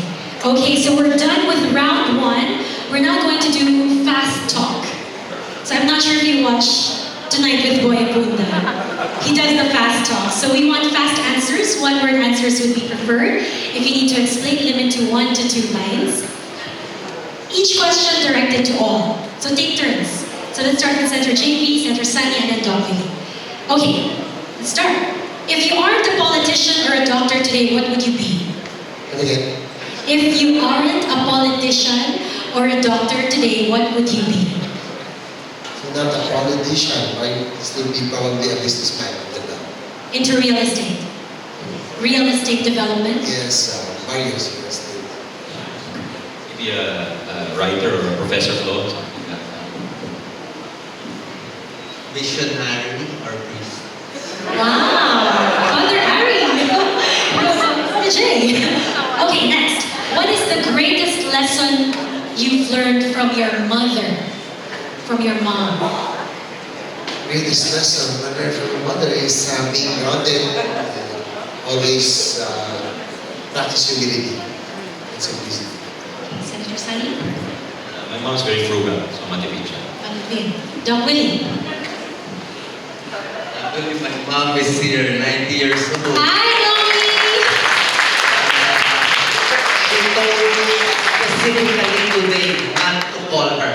That's why I'm not following her advice. Okay. to your children?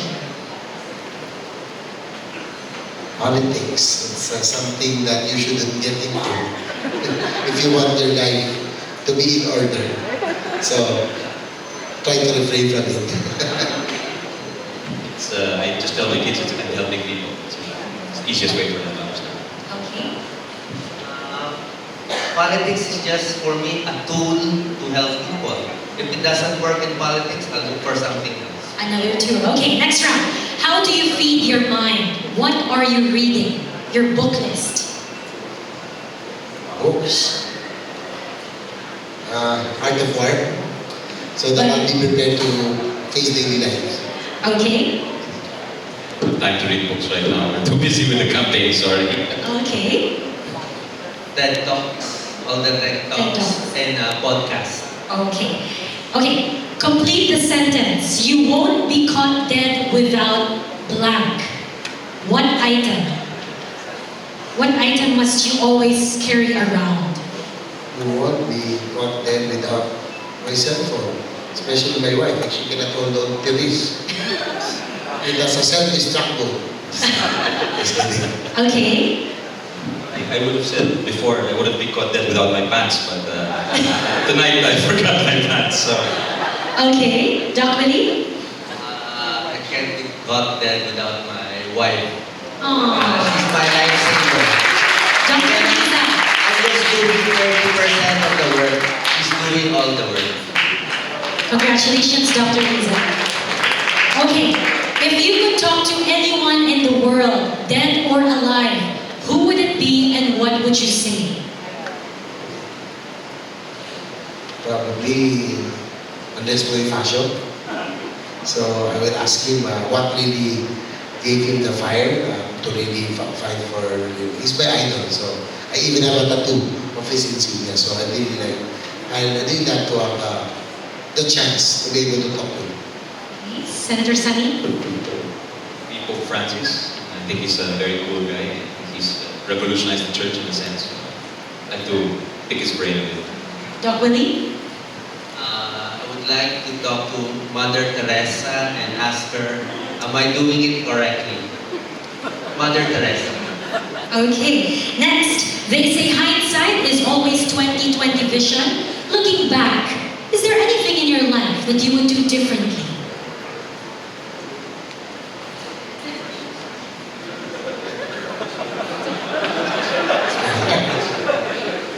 Anything in my life probably, well, it's hard. I don't know. Probably, I would have studied more if given the chance. But or travel more because traveling is getting.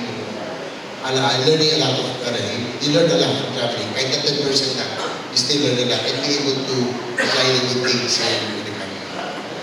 Senator Sunny? I think two things. I would have read more books. I think that's we got so caught up in our work and attending committees and defending bills. You ignore the life of the mind. And second is I would have spent more time with my family. My kids grew up so fast. I felt I missed a part of that. Doc Willie? I won't change anything. I have the best family and best friends. Wonderful.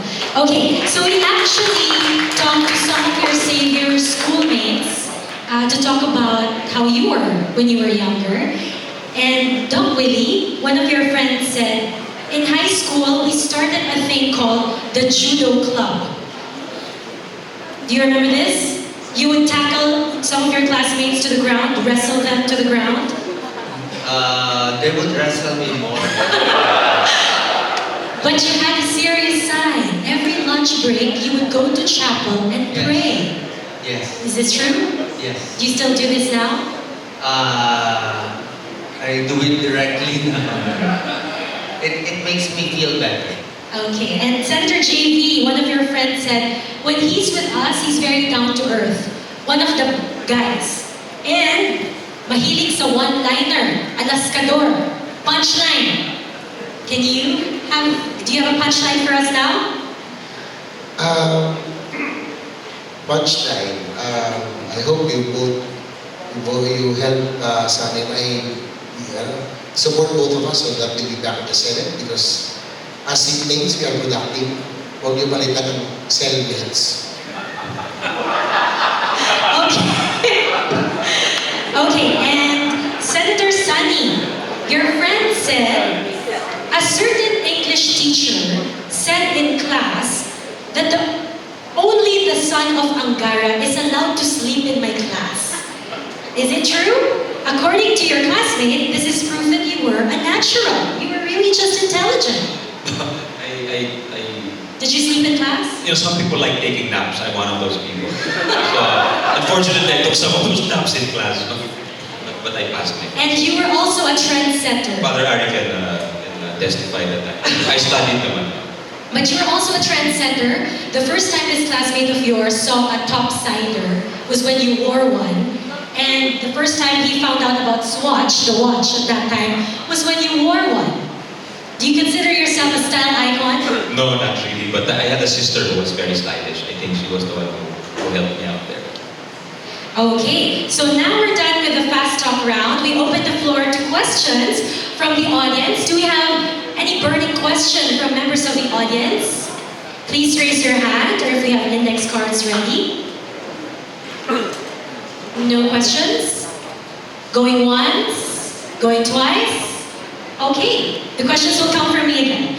So for the fourth round, it's like fast talk. Keep it simple, keep it short, but be comprehensive with your answers. We divided it into 5 categories. We have telco, internet, China, social issues, we have political issues, economic issues, and okay, we just have 4. Ready? Are we ready for the next round? Are you still awake, guys? Can you clap your hands for the candidates if you're awake? Okay, we're still up. Okay, let's start with telco, internet, China. In your honest opinion, was or is Miss Natel given unfair advantage? Because some people say they were given preferential treatment with the requirements set for the third telco player seemingly tailor-fit to Miss Natel's qualifications. And of course, the Senate just yesterday voted to allow the transfer of franchise. Who wants to go first? I have no idea. But we should choose the best internet for the country. Do you think China Telecom can bring that? I'm not sure. I heard Korea is better or something. I'm not sure. Okay. So it has to be fair. Okay.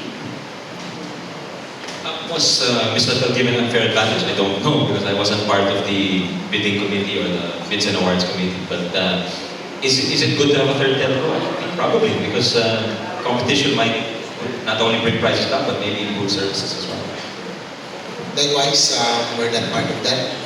But from your perspective, from what you're hearing, from what you know. Well, my only concern is that if the third telco will be China, and then we have the CCTV. I don't know if you read about that. The CCTV of Metro Manila will be done by Huawei. So, and if we didn't have that dispute, all of it would be okay. But having the third telco and then the CCTV would be also Chinese company, then we'll be opening ourselves. So that's the only apprehension that I have. But according to some experts, I see one from the audience, I spoke to him before, he said if China wanted to spy on us, they would have done so a long time ago because almost all of our equipment, the ones used by Globe and PLDT, use Huawei technology. That's correct. In fact, the Embassy of China has been giving us Huawei for the past 2 years. The top of the line. But I don't use it. I know it's top. Okay, are you starting to feel concerned or worried about China's expanding reach in the Philippines? From telco to infrastructure, build. They're funding a lot of those projects. What do you think? Are you starting to get worried? Well, again, going back, if we didn't have that territorial dispute, everything would be okay. But having the third telco, the NGCT as well, no? Kasama na natin yung NGCT.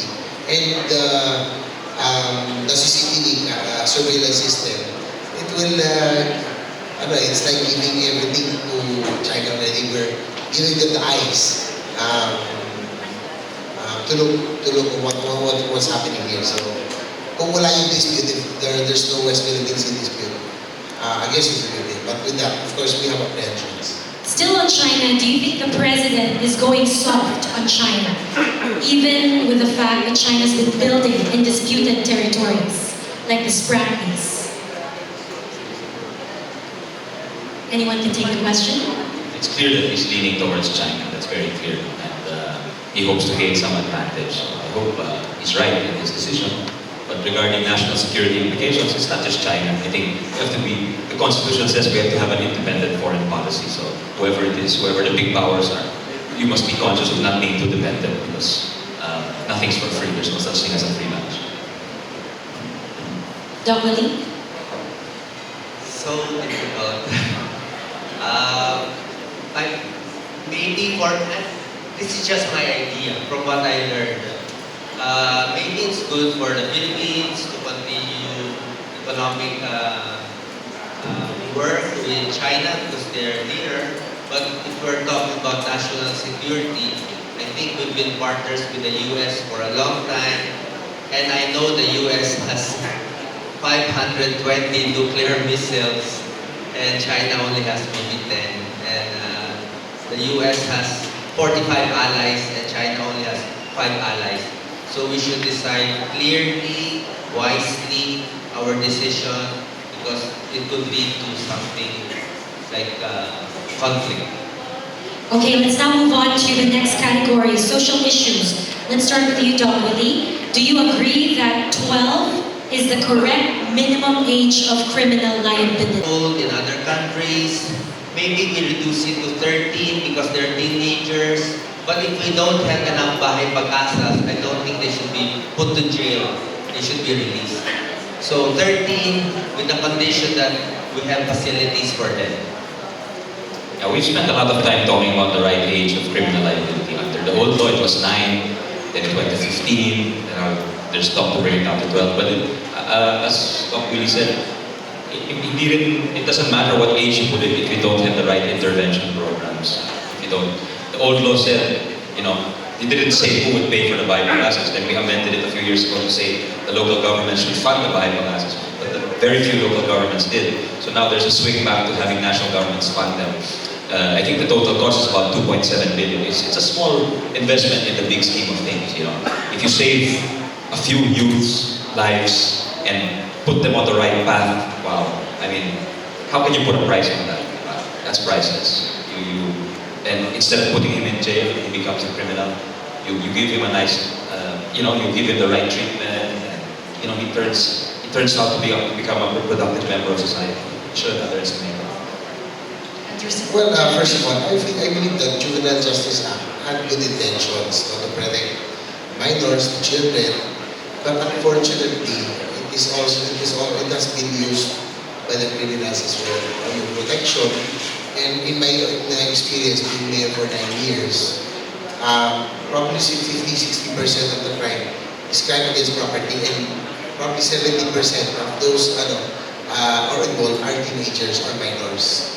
And sometimes it's frustrating, you can do anything, kahit na frequent offender na, because the law says you cannot detain them. Madalas ka, meron na silang birth certificate na dala eh.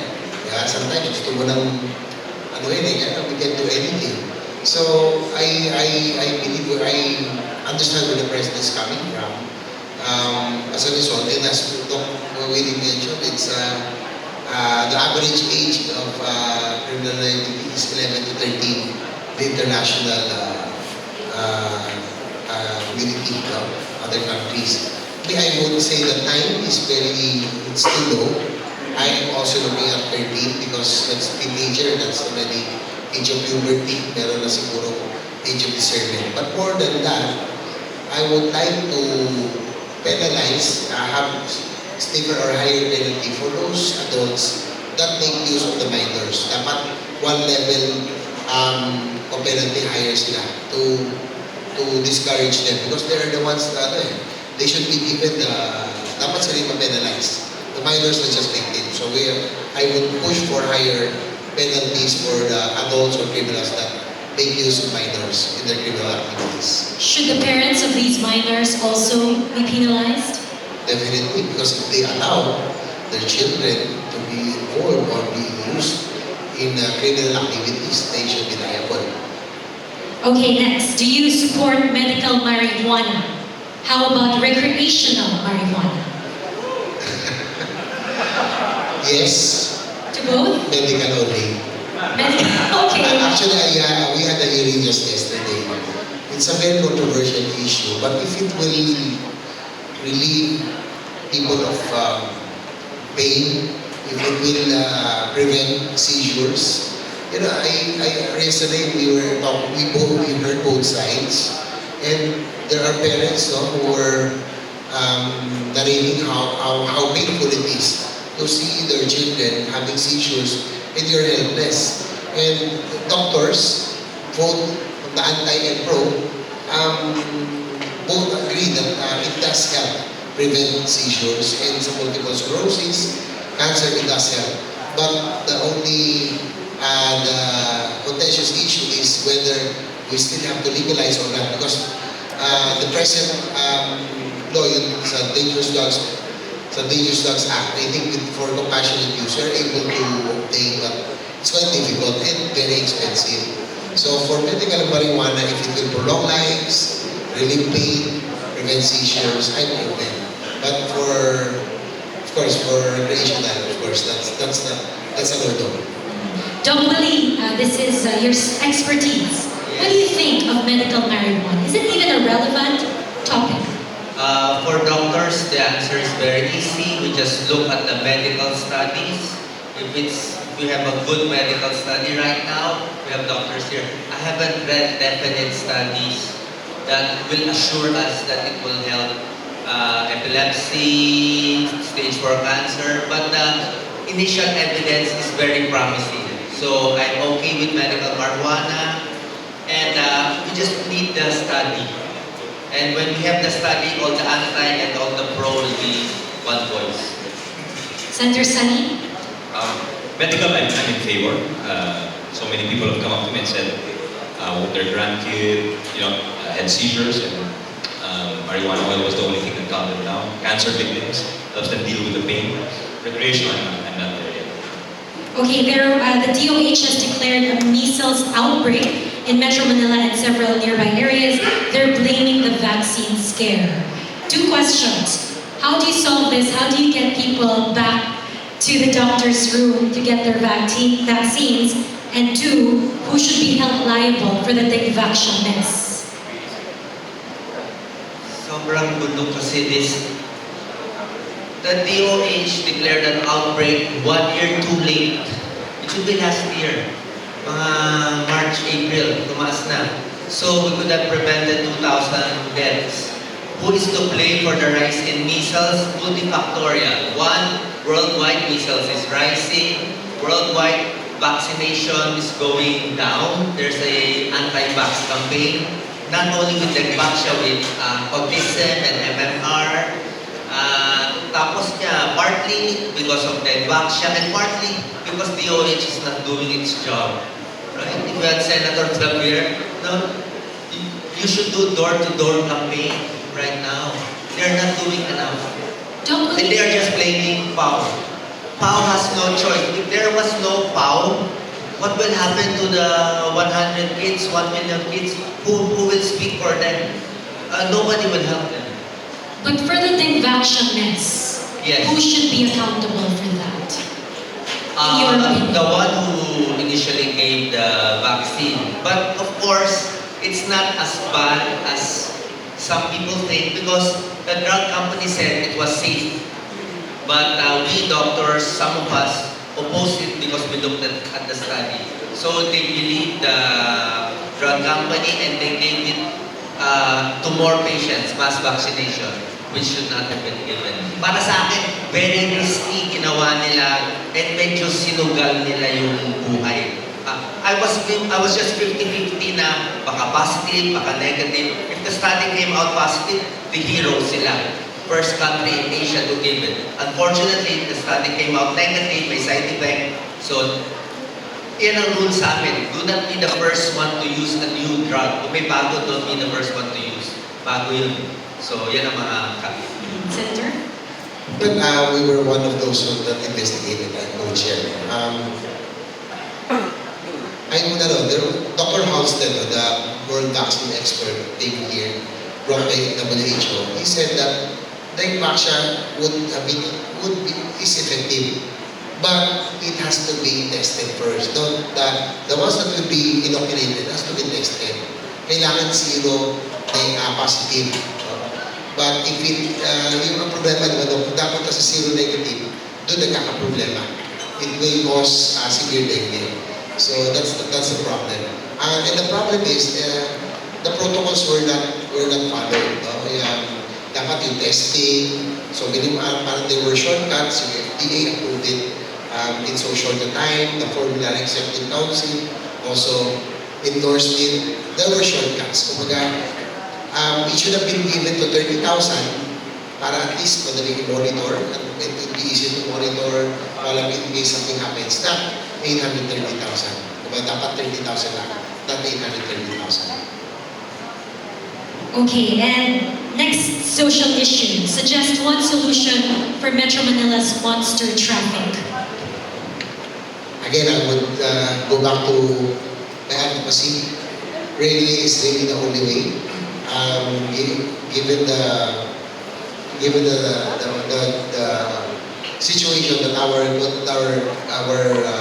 population is growing, and at the rate we are buying cars, we're averaging 30,000 vehicles every month, according to the Car Assemblers and Manufacturers Association. Kampi. Yeah, Kampi. We about average 20 to 30,000 vehicles a month, and 40% of that is in Metro Manila. So in 5 years' time, if we do not move, we will have a great luck. We really have to lay those tracks, mass transit, and transport modernization.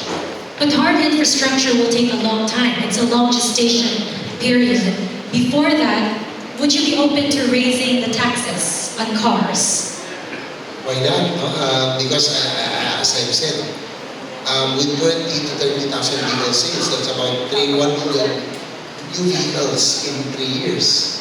So, any measure, but again, that's not people from buying cars. But we have to fast track the alternative. We have the alternative, but we really have to fast track all of this infrastructure development. Probably in 3 to 5 years, at least, if we are able to lay those tracks, then that will relieve. And what we have done also as chair of the committee on, as the one defending the DOTR, we are now making use of the PNR lines, we are reviving. And for the first time in 40 years, this is how neglected the railways has become. We will be buying new rail trains. It will be delivered in June. We put a budget of 3.5 billion 2 years ago. So we ordered it will be delivered in June. So hopefully it will relieve somehow by adding more train sets with more also using opening the old lines. Ngayon po, maabot na ng mga Malabon Going to Makati, it only takes about 37 minutes. The problem is the headway kasi lang one train per week. So if we'll have more trains, the headway will be faster. I think more people will ride the present PNR lines while we wait for the modern train system. Any other comments? I agree with Senator Xavier. It's mass transit because you can't have one person driving a car and taking up so much of the road. Mass transit is the way to go, and I'm not just talking about Manila. If you look at Davao, Cebu, Iloilo, Cagayan de Oro, they're all on their way to gridlock. We get to travel around a lot, and you know the planning was just not for populations that big. So if every family buys 2 or 3 cars, wow, that's going to be crazy. So it's like Bangkok. You know, the only thing to solve the traffic was to build the SkyTrain. So we have to come up with something similar. And of course, they have to decongest EDSA by building more arteries like Capitolio, Australia, and just go down the line, go down the Pasig River and keep building bridges there. Decongest EDSA. Okay. The long-term solutions are okay. Tama naman po yan. I will just add a short health tip. Kung meron kayong heart problem, you have a heart blockage like a traffic, Pag sumasakit ng dibdib, there are two kinds of patient. One patient dies because of the heart blockage. But there's a different kind of patient that survives even with the heart blockage because they have small arteries coming out. Tawag namin yung collaterals. If you have small arteries coming out from your main artery, you're gonna live. So, pag traffic tayo, we need tributaries, yung mga maliliit na kalye. We should clear it, yung mga ginagawang talyer o may namatay, libingan. So, if you clear the small arteries, the traffic will ease. So, that's a short-term plan. Okay, let's now move on to economic issues. What is your position on revising the economic provisions of the Constitution, like foreign ownership limits, removing the 40-60 cap? In favor, except for land ownership. Except for land. All other industries, okay. Yes, I think it will make utilities more competitive. It's the Constitution is a product of very outdated thinking. 1987, the world was very different then. I agree with my seatmate. Our Constitution was written in 1987. In that time, there's no such thing as a World Wide Web, an internet, or mobile phone. So the world has become so small. Globalization is now the name of the game. We have to keep abreast with the changing times, and we have to remain competitive with the rest of our neighbors. So I agree with the economic provisions specifically. We have to amend so that we will be able to compete. But won't the restriction on land ownership discourage investors who are going to pump in billions of dollars to build their factories on a land they don't even own? What you can do is you can extend the period for leases. That's what Indonesia did. They extended to 75 years. A lot of people came in to invest. So, there's many ways to skin a cat. You can have long-term leases. You can even allow land ownership if there is a capital expenditure of a factory or a hotel that employs a certain number of people. That's okay, I think. But to allow people like, Middle Eastern money to come in, Russian money to come in and speculate on land, you're going to price out your population from having their own property. Really? I haven't studied it very well, but of course we have apprehensions. Siyempre, babantayan mo lang kung lulukohin tayo ng mga foreign, kakawawa yung mahirap, di ba? Siyempre, di ba? So, the Constitution, there was a reason they placed that. So, babantayan ko lang kung merong gustong kumita o humunakap yun. Okay, well said. What about your stand on federalism? Are the regions ready to govern themselves, handle their own money, do their own taxes? I think that would mean changing the system of government, changing the fundamental of law of the land. Give us time to study. Huwag naman yung binamadali kami, railroad, because that will chart our direction for the next 10, 20, even 50 years. So we cannot afford to make a mistake. And we have some apprehensions, and if those apprehensions or questions are answered when we're satisfied, then probably we can score. But we are open. As you mentioned, how can other regions survive? Because at present, there are only three regions that can survive on their own. That's NCR, Calabar Zone, and I think Central Luzon. So that question has to be answered by the proponents of federalism. I think the fundamental idea behind federalism is to empower and to give greater autonomy and power to local governments. And that idea itself is a good idea. But whether to go the full route, the way the US did, the way Switzerland, Italy, Germany, but you have to look at their history. They were independent states, Bavaria, etc., Prussia, and they wanted to become federal states because a federal state would be stronger together. E tayo, magkasama na tayo, we want to separate. Parang wala pang kaso na federal na ganun if you look at history. Very few cases. So you have to study it through that lens. And what's the cost? The ones who are pro-federal have not come clean with the cost. What is the cost? What are the costs to businesses? What new taxes will be imposed? What is the cost to government? Diba? If you put them off federal, you'll have federal courts, you'll have federal governments. Who's going to pay for that? Diba? That's one thing that hasn't been talked about. When you talk about the health sector, before it was integrated, then it was devolved. Now they want to reintegrate it.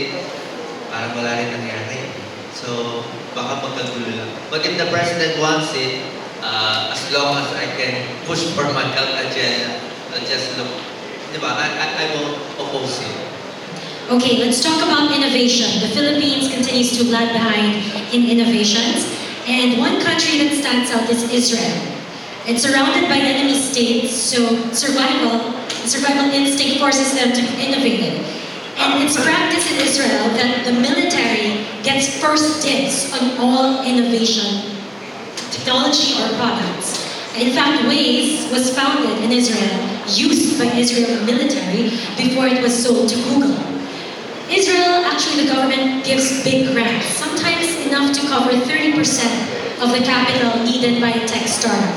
They're also giving 7.5% tax credits, for example, to tech startups.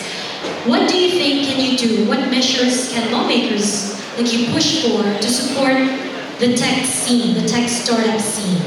Well, we actually have some programs in the government. We have the Picari program, which is to fund some of our scientists who are going to the US. So they get their doctorate and they go to schools like Stanford, Berkeley.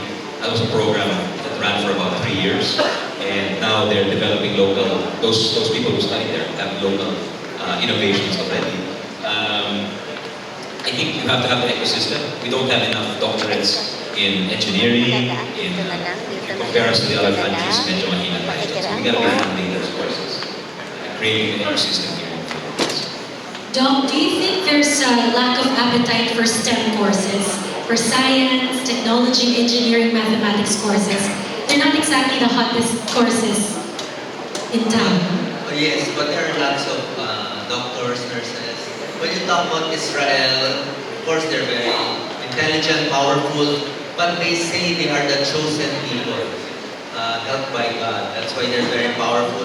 And one of my urges that I want to bring the country back, to a little peace, to God, less fighting, less noise in the internet. Because if we do what God wants, maybe He will bless us. We won't have the big one. We won't have another Yolanda. Hindi mo masabi. But if we turn our backs from Him, baka lumubog yung country natin. That's what Xavier teaches us. So, I'm just pushing it through. Yes. There's no take-up for STEM courses because they don't see a future in the country. That's why most of our scientists leave. So what should we do? The government should support the industries that will employ these people.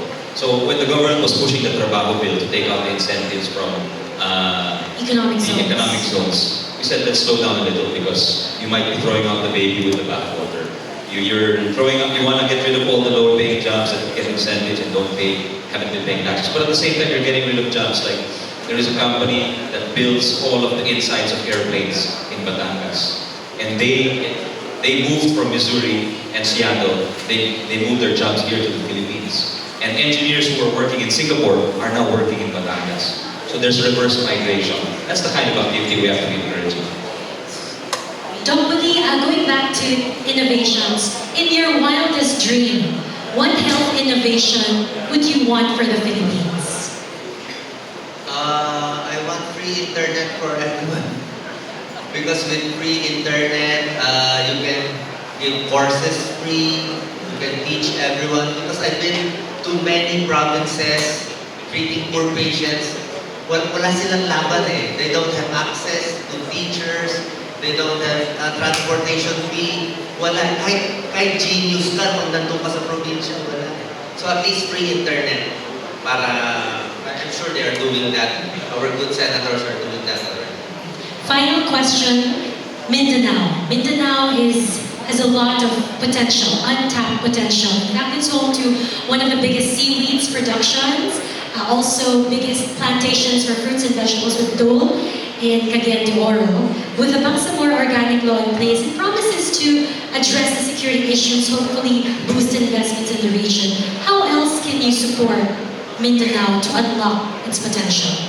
Mindanao has long been known as the land of province, but because of years of neglect, that's the problem why there is a rebellion, there's a secessionist movement, there's peace and order problem because of years of neglect. Now, the Bangsamoro organic law already passed and probably approved through the plebiscite. It's a good instrument of peace. But no matter how good it is written, it will only remain an instrument.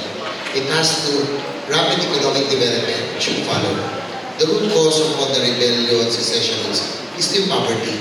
It's very easy to recruit from the communist side, on the eastern side, on the extremist side, on the western and central Mindanao, if people are hungry. So what my proposal is, the same with infrastructure development push, is aside from the railway system in the north, Pinar North and Pinar South Rail, I'm pushing for the Mindanao railway system, because by creating the Mindanao railway system, we will be creating group development areas all over Mindanao.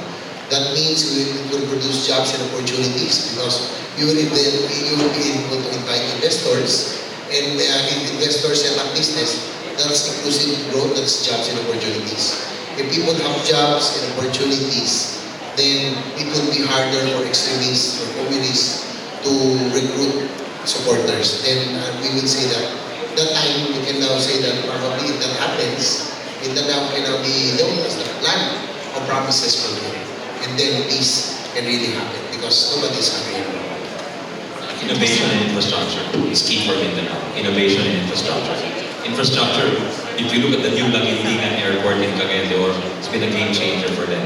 They're growing, the country's growing at 6%. Cagayan de Oro is growing, that corridor is growing at 8%. Davao is growing at 9%. But if you go further from Davao, you go to Davao Oriental, there are beautiful beaches there. So infrastructure would unlock those, and you would have balanced growth. A place like Caraga region is a natural resource economy, agricultural economy. How do you unlock that? You have to unlock the tourism potentials. You have to unlock the innovation potentials there within the region. So it's not just one-sided. If they're hit by a typhoon, or there is a ban on mining, there's a ban on logging, matatamaan yung Caraga, diba? So you don't put all your eggs in one basket. You have to spread your eggs more. Doc Willie, what can a doctor in the Senate do for Mindanao? The health data in Mindanao is heartbreaking. Life expectancy, 53 years old, infant mortality, maternal mortality, very high. When I look at these numbers in my study in public health, nakakaiyak. And doctors cannot go there because it's war-torn. May mga areas na some doctors are ill, compared to the barrios. Merong out-of-the-box idea done in other countries, that's telemedicine. Telemedicine, you have a specific computer, 8 million work, ginagawa na ng DOH sa Calabarzon. You don't need a doctor there. They can treat via computer. And most consultations now are cell phone consultation. So the doctor has may batas doon sa Congress, the COMIAC. Okay, do we have questions from the audience? Final call for questions from members of the audience. Oh, we do have one taker. Yes, ma'am. We have, okay, a microphone here.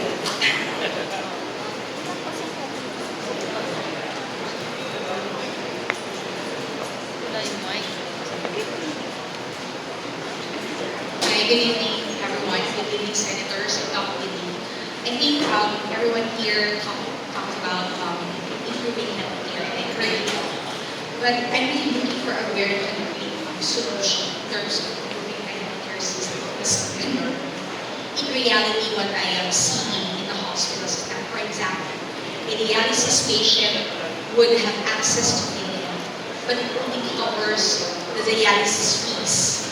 How about the treatment for the erythropoietin which they use as part of medication for dialysis?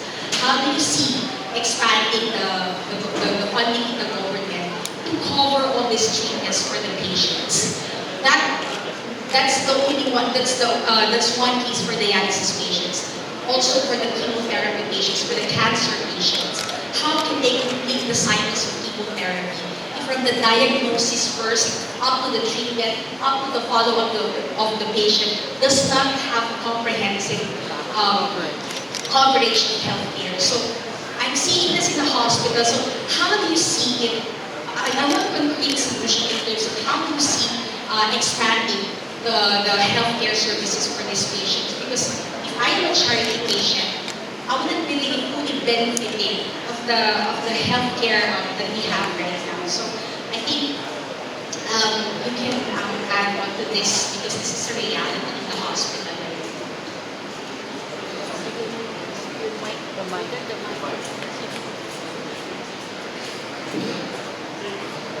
You think all our candidates can answer the question?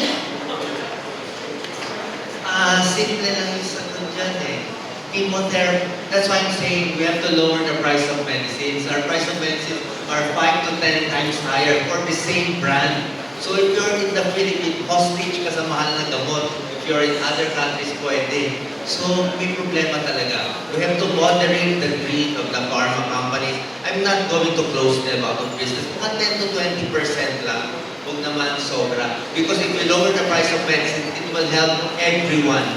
We bypass traffic, we help everyone. Sa dialysis, ang problem kasi sa health, you have to deal with scarce resources. And meron, table, which medical intervention is most not cost efficient, which is most cost efficient. Ang pinaka hindi cost efficient yung dialysis eh. It's the most expensive, you only extend the life by 1 year.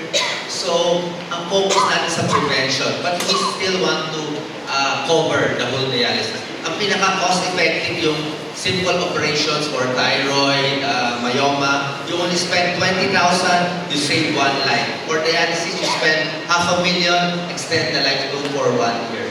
So, we're not playing God, but with scarce resources, piliin natin most number of lives saved with the smallest amount.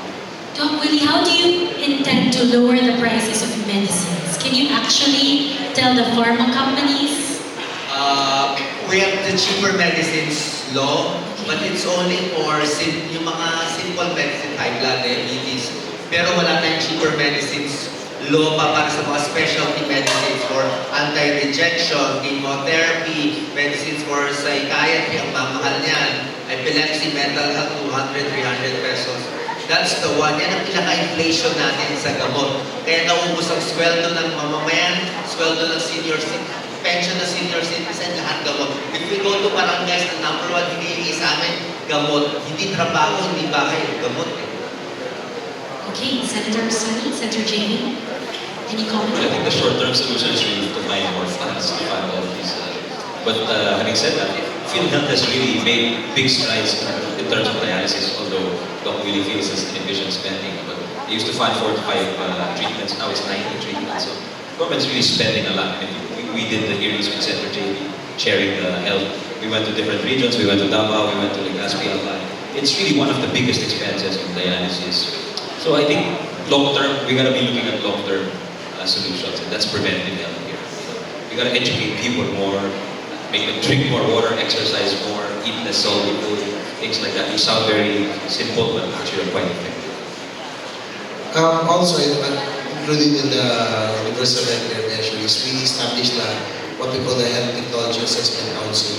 It will be a panel of experts, of health practitioners, because we are not health practitioners, so we will let that unit take care of all the technical details, so whatever is needed, how much, what conditions, what will be covered, how much, until how much. So let us just wait for the IRR and also these recommendations of the Health Technology Assessment Council, which will be composed of experts, specialists, and also health practitioners. Okay, any more questions from the audience members? Oh, follow up. Just a follow-up question. Thank you, Senators. I think what Senator Angaras mentioned about the PhilHealth, the benefit that patients are getting from PhilHealth is the cost of the dialysis fee. But actually, the cost of medicine, like for example, the anemia-related CKD patients who are using erythropoietin, actually, we're still seeing they're still lining up with PCSO to get the funds. So I think how can we see more PCSOs in the future to expand this further so that a dialysis patient, for example, will have complete access to treatment, not just the dialysis fee, but the treatment itself. And also, I think in terms of cutting down the cost of medicine, we have already very low and cheap prices of medicine also under the generic, we have the generics already that they can cover the treatment. So I really wanted to see the funding source that we're doing in the future to fund these patients from the time they are diagnosed to the time they are undergoing treatment to the time they follow up. Yeah, we need more money, definitely. That's why UHC requires this funding. And, I think there's a gap in the public institutions providing dialysis. That's why you're seeing a mushrooming of private dialysis centers. Okay, I think we've come to the end of the program. Final question I leave to the candidates. The most important, in fact. What about the Xavier education are you bringing to public office?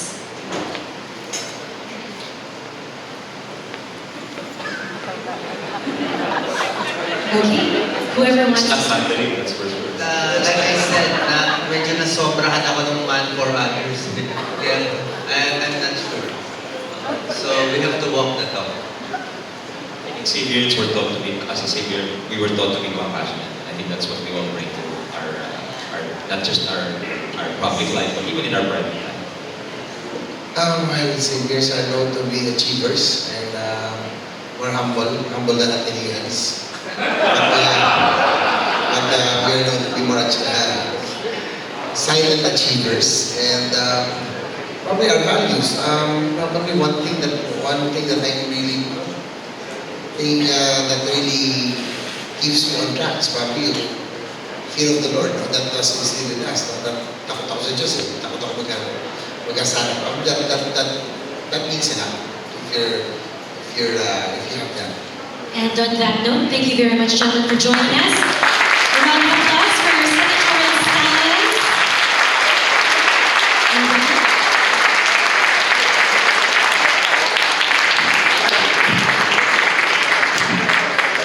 All right. There you have it, folks. Our senatorial